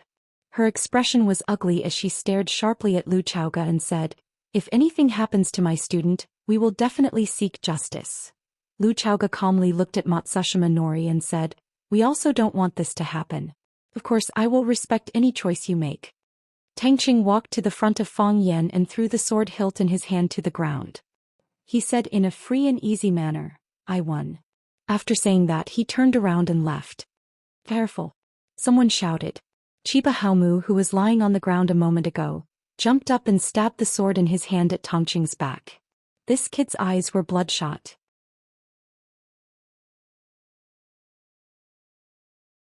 Chapter 87. Tangqing walked away proudly and carefreely. He was proud of the fact that he had just won a match. Moreover, it was a very good match. Although Qin Etian didn't get to see it with his own eyes, he had won in front of Fang Yan. Let's see if this guy still dares to belittle and bully me like this in the future. Free and easy was the image he always presented to others. As the most handsome guy in Vermilion Bird Middle School, he needed to put on airs at all times to be a good spokesperson. This was just a match between students and he really didn't want to think too much about it. A loss was a loss and a win was a win. Now that the outcome had been decided, what was there to argue about? However, what Tangqing didn't expect was that Chiba Haomu didn't give up just because he thought that the match was over. While a group of people surrounded him and looked at him with concern, Chiba Haomu grabbed the wooden sword on the ground and jumped up, thrusting the tip of the long sword at Tangqing's back. He couldn't accept this. He couldn't lose. He wanted to prove to his compatriots and himself that he was invincible. It happened so suddenly that Tangqing wasn't prepared at all. When he heard someone shouting behind him, he turned around in surprise. He couldn't believe that Chiba Haomu still dared to stab someone with his sword after the match was over. Thus, Chiba Haomu's sword that was originally aimed at his back became his heart. Anyone who had watched Animal World would know that when an animal struggled on its deathbed, it could explode with shocking destructive power. When a swordsman was determined to win, he could also perform beyond his usual level. Greatsword Chi Technique. Greatsword Chi Technique. His movements were graceful and ruthless, and his speed was as fast as lightning. He had just jumped up and in the blink of an eye he was already in front of Tangqing. The long sword closed in inch by inch and was about to pierce a large hole in Tangqing's chest. Tangqing felt the sharp killing intent and his body tensed up. It was a natural reaction when facing extreme danger. There was a burning pain in his chest which was caused by the sword chi that had attacked him first. Hiss. The oxygen in the air rubbed against the lightning-fast wooden sword, producing a hissing sound. That was the sound of the air being stimulated and ignited. The wooden sword was too hot and the tip of the sword was scorching hot. It looked like it was about to catch fire. After practicing swordsmanship for more than 10 years, this was the best sword thrust Chinya Haomu had ever performed. This was his highest level. This was a realm he had never reached before. Today he did it. There was a trace of blood at the corner of his mouth and his eyes were bloodshot. He was laughing. It was a ferocious and joyous smile. For this sword that he had thrust out with the highest level. Tangqing was dumbfounded. If this was a battlefield, if it was a formal battle just now with his ability, he could definitely make the most exquisite and accurate reaction or counterattack. However, at this moment he was at a loss. What was this? Were they going to continue fighting? Or would they fight to the death? However, what was the attitude of the school? Could he do that? Why? His pupils dilated and his heart was in a mess. Chi. He felt the tip of the sword pierce through his clothes. The wooden sword was about to continue forward, piercing through his flesh and organs. Everything it encountered, even his bones. Chinya Haomu felt it too. There was only one focus in his eyes and that was where the tip of the sword was. He felt the sound of a sharp sword piercing through something. It was a clear and melodious sound that seemed to come from the depths of his soul. Such a voice filled him with fighting spirit and a sense of accomplishment. Tangqing retreated and retreated again. However, how could this aimless retreating speed compare to Chinya Haomu's flying speed? Kill. Qian Haowu roared. As he roared, his dantian was full of qi, allowing him to fly faster and more nimbly in the air. All of a sudden, the entire scene underwent a drastic change. Tangqing was still retreating out of habit, while Qian Haowu's body stopped in the air. The difference between these two extremes was strange and distorted. No matter how hard he tried, the sword could not move forward. Everyone's eyes widened as they watched this unbelievable scene unfold before them. A gust of wind blew, fluttering Qian Haowu's black robes, Tangqing's white robes and Fang Yan's soft hair. It was still alive. Everything was alive. It was just that Fang Yan, the time magician, had a little control over it. Fang Yan's body was tilted, one hand holding onto Qian Haowu's ankle. He had not used his other hand yet. When Qiba Haowu passed by Fang Yan, the only thing he could do was to turn around 180 degrees and grab at the same time. Seeing that he had the situation under control and that Tangqing had not been pierced by Qian Haowu's sword, Fang Yan finally felt relieved. If someone had died, everyone present would not be able to escape responsibility. Whether it was Lu Chaoga, Matsushima Ki, Saburo Fujino, or himself, all of the teachers would face serious charges. Qian Haowu, for the sake of victory, to satisfy his own selfish desires, he had disregarded the lives of others and the future of a large group of teachers. This narrow-minded madman, this bloodthirsty demon. Fang Yan was enraged. Qian Haowu's actions had thoroughly enraged him. Fang Yan's right hand pulled hard and Qian Haowu's body flew back. Qian Haowu stabbed back with his sword, but Fang Yan's left hand shot out like lightning and punched his wrist. Clang! Qian Haowu felt pain in his arm and the wooden sword fell to the ground.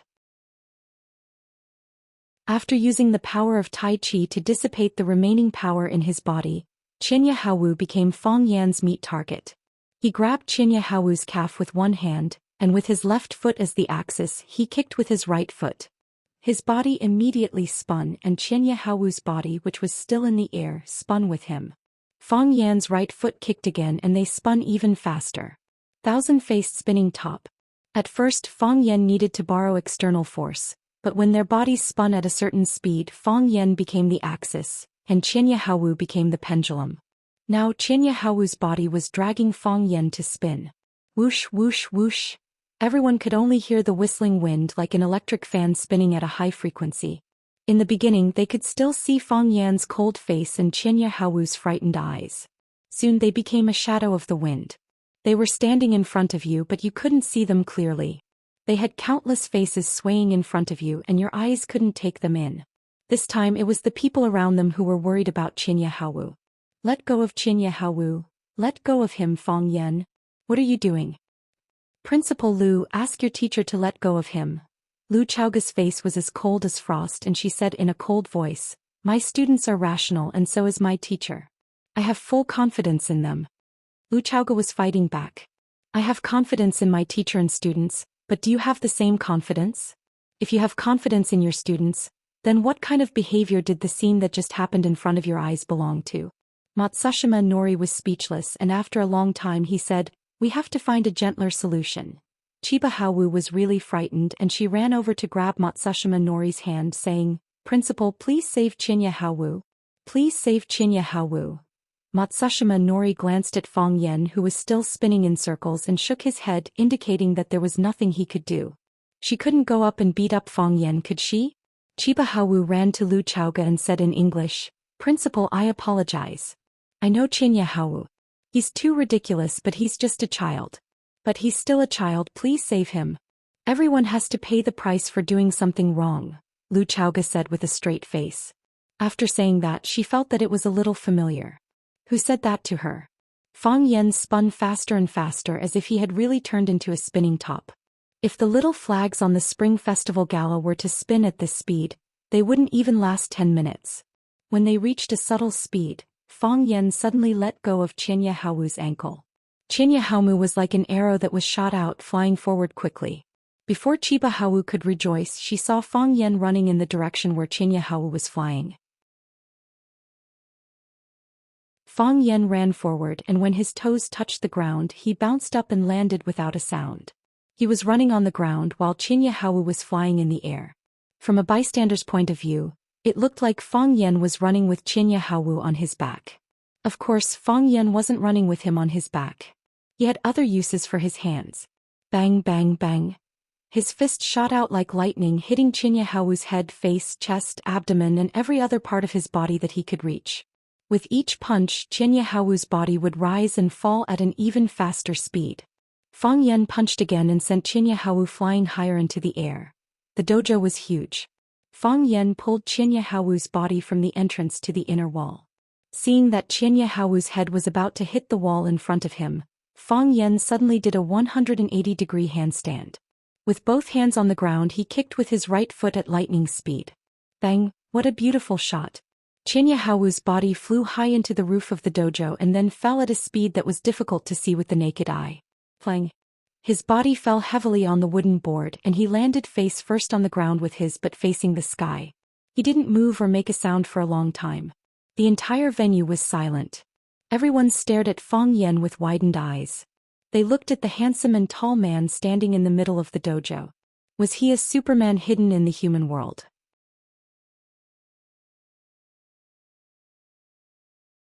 Chapter 88. If you are given the freedom to choose your teacher, what qualities and abilities do you want your teacher to possess? Handsome and confident, someone said. Knowledgeable and knowledgeable, someone else said. Amiable and able to get along well with the students. This was the common wish of the students. There might be 1,000 answers to this question, but not a single student would request for their teacher to know martial arts.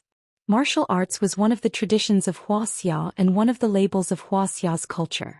Even some foreigners would praise Wuxia's martial arts. However, how many of them had actually seen it in action? In the eyes of the ordinary students, the fight between Tangqing and Chibahaomu had already exceeded their scope of understanding. They felt that it was impossible for something like that to happen. This kind of martial arts was too distant from their lives. However, when Fang Yan suddenly unleashed his universe like a Saint Seiya and threw Chibahaomu into the air, they looked at Fang Yan as if they were looking at an alien. Was this still the Fang Yan teacher they knew, the one who read poems on the Bird River?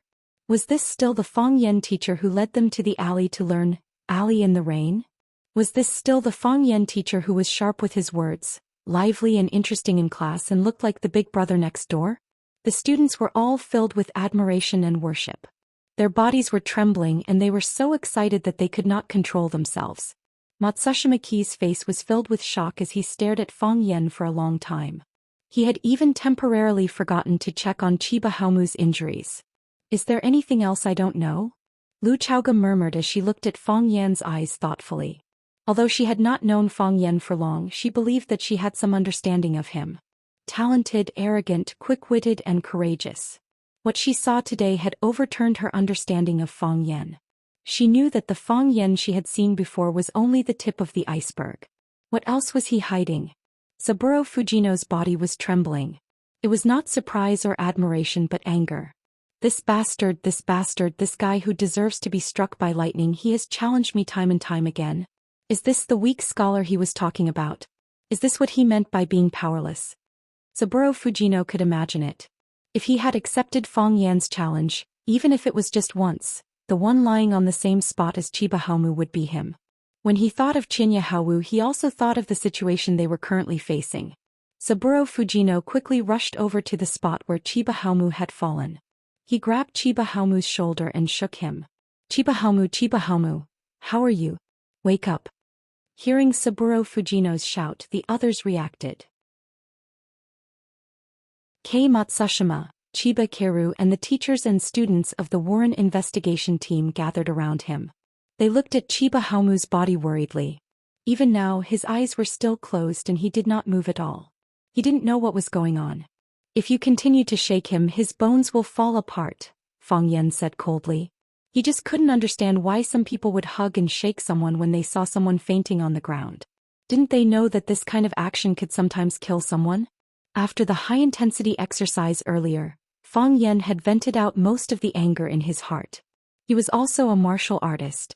Moreover, he was a martial artist with style and morals. After thousands of years, the words martial art moral had been deeply engraved in the blood of every martial artist.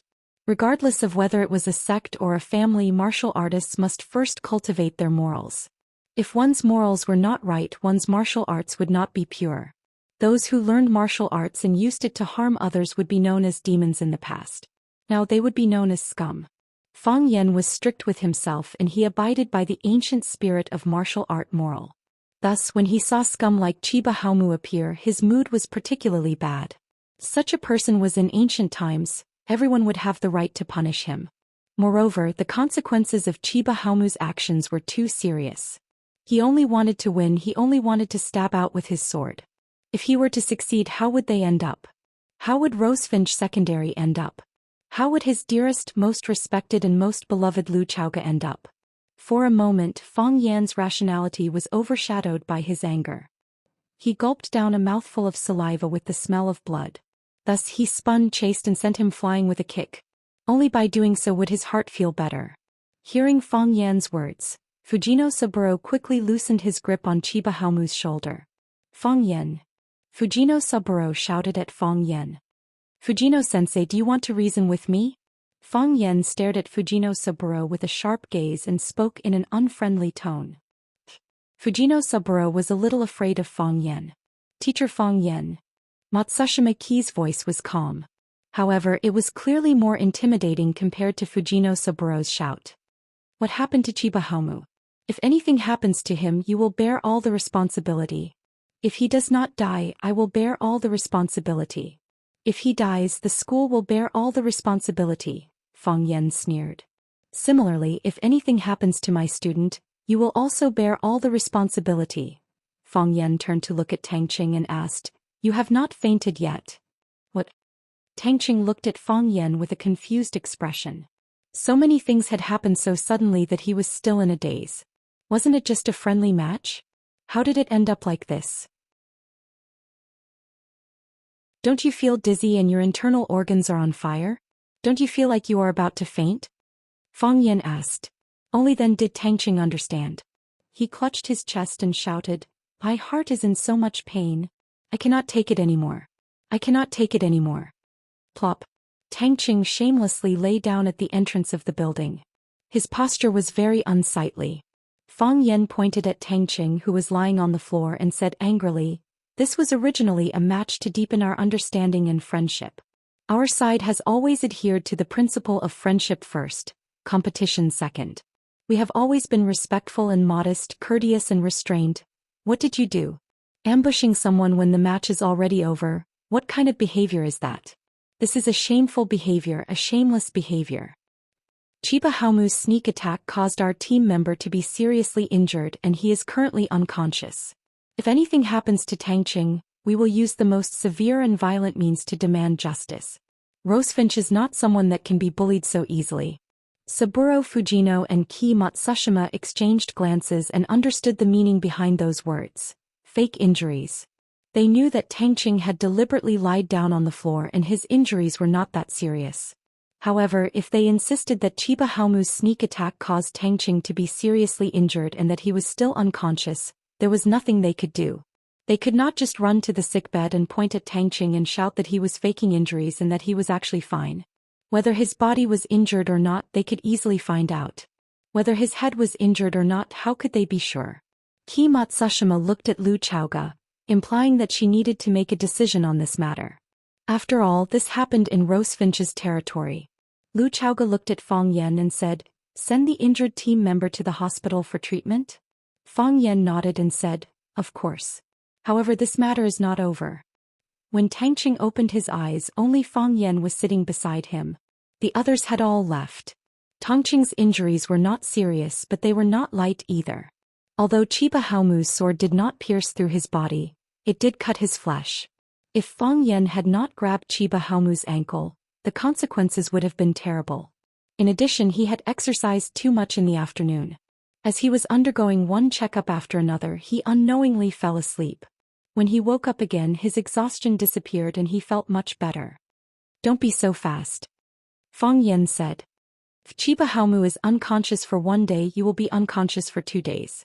If Chiba Haomu is lying here for half a year, you will be lying here for half a year and a day. We must endure longer than them. There is no need to do this, right?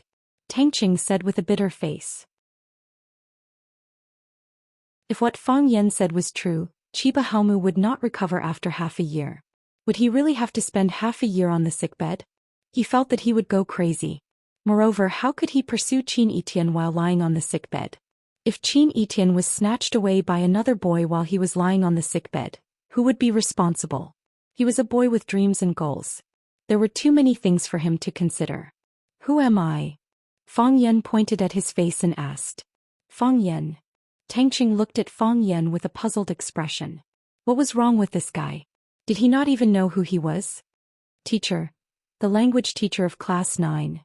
No, I am your savior, Fang Yan said. You have to admit that if I did not save you today, you would not have the chance to open your eyes and see me.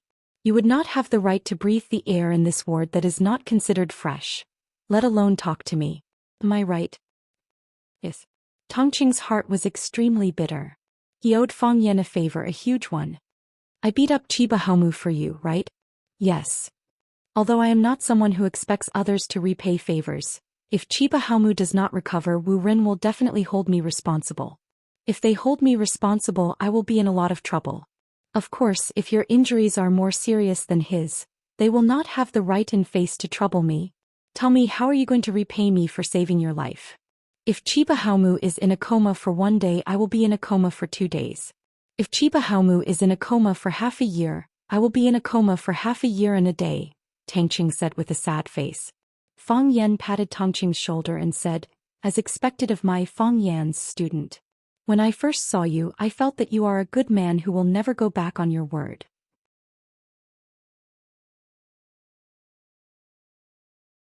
Chapter 89. Chiba Haomu did not stay in a coma for 3 to 5 days like Fang Yan had said.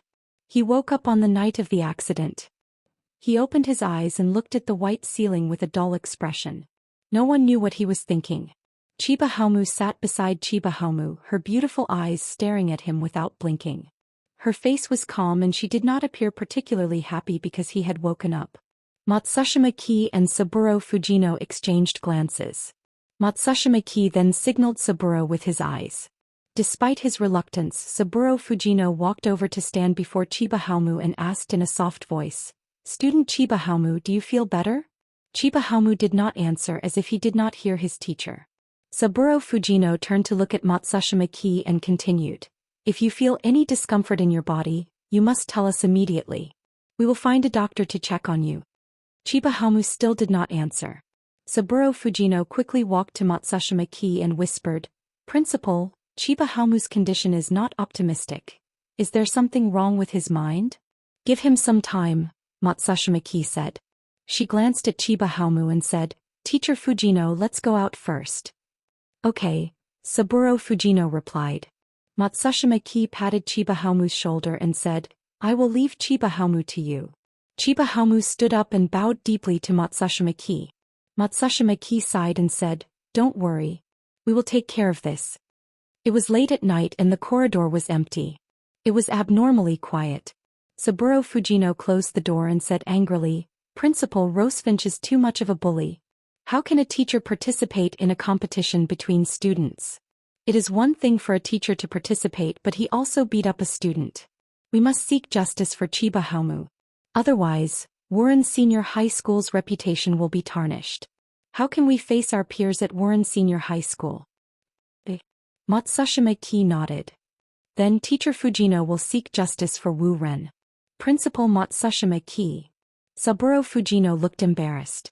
He was just an ordinary teacher in the delegation. He was not on the same level as Rosefinch Secondary.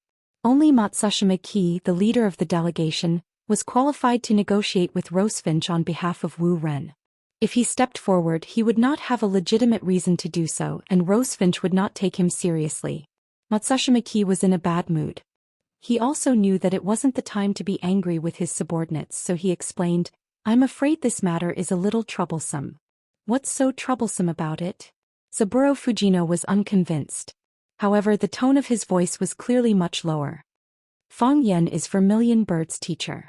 He severely injured Wu Ren's student in front of so many people. That's right, we'll let Xianxia Haowu lie on the bed. We will not leave until they give us an apology, a satisfactory answer and compensation sufficient to make up for our physical and emotional wounds. If it really doesn't work, we can make things worse. I want to see if they can withstand the pressure from society and the international community. It would be good if things were that simple. Matsushima shook his head.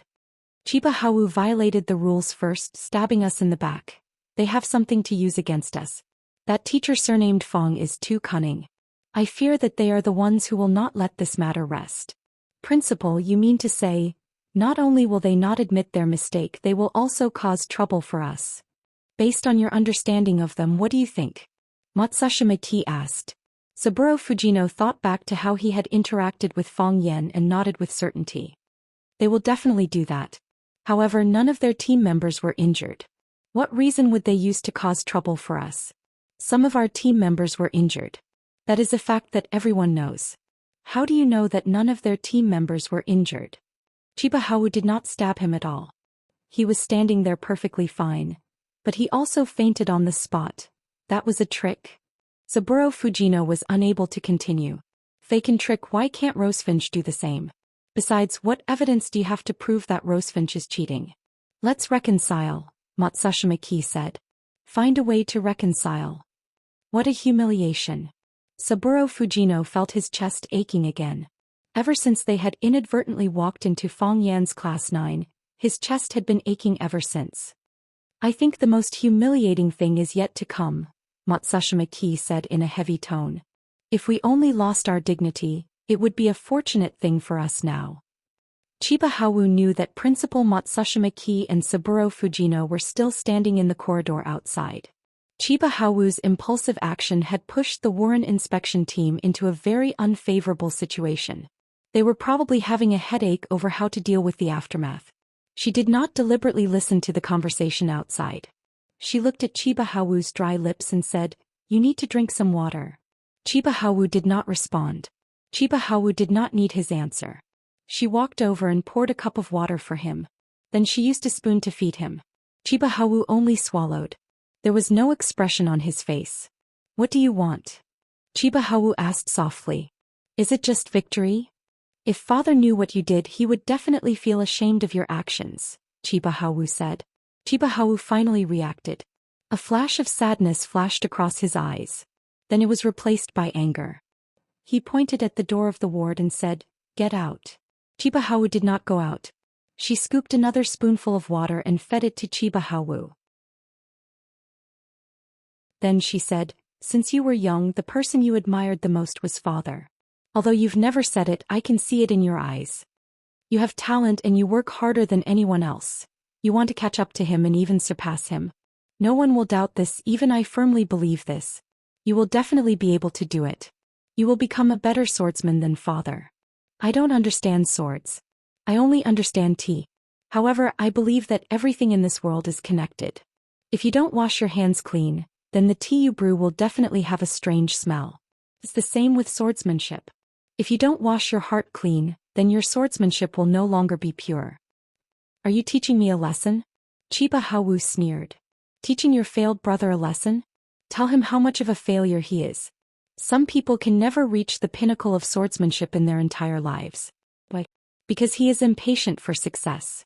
It's just like brewing tea. If the water isn't boiling, the tea will be green. If it's boiling for too long, the tea will be astringent. Little brother, I just want to tell you not to do inappropriate things at inappropriate times. You don't understand a swordsman's pursuit of the highest swordsmanship. You don't understand a swordsman's thirst for victory," Chiba Hawu said fiercely. "You won't understand." "I understand. How can I not understand?" Chiba Hawu's voice was gentle and soft as if she would never be anxious. "I also want to brew the best tea in the world. I also want to win. Who likes the feeling of failure? But I'm willing to wait. I believe that I can do it and one day I will. So, I don't mind giving myself more time. What I'm pursuing is different from what you're pursuing," Chiba Hawu said. "What I want is to win every match. I won't allow myself to fail." "But you still lost," Chiba Hawu said. "You should know that there's still a gap between you and your opponent. Even that swordsman named Tangqing can't compare to you in terms of composure and magnanimity, let alone that teacher who stopped you." Chiba Hawu closed his eyes in pain.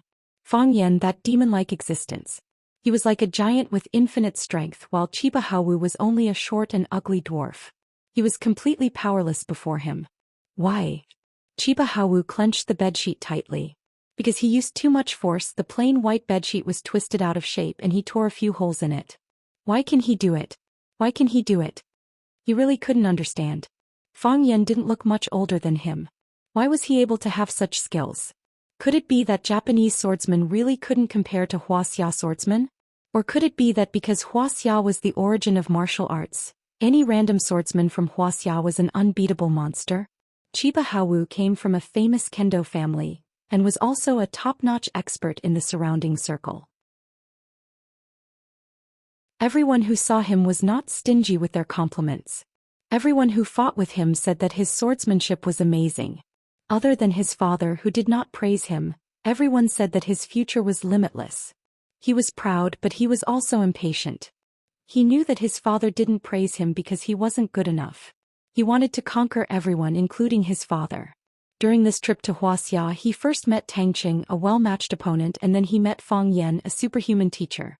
In the same class, there were already 2 people who could defeat him. Then how many experts did Wuxia have? When he thought of the answer to this question, he felt a chill run down his spine. Chiba Hawu gently stroked Chiba Hawu's tightly furrowed brows, trying to calm them down a little. She said, "If you have too many things on your mind, your hand that holds the sword will become heavier. Let go of your burdens and become a true swordsman. Win everyone's respect like your father." "I don't care if I win people's respect." Chiba Hawu clutched his aching chest and said, "I must defeat him. Only then can I wash away the humiliation I received today." You're tuning in to the Zhou Xian's Legacy YouTube channel. Don't forget to subscribe and join us on this journey to catch the most captivating stories.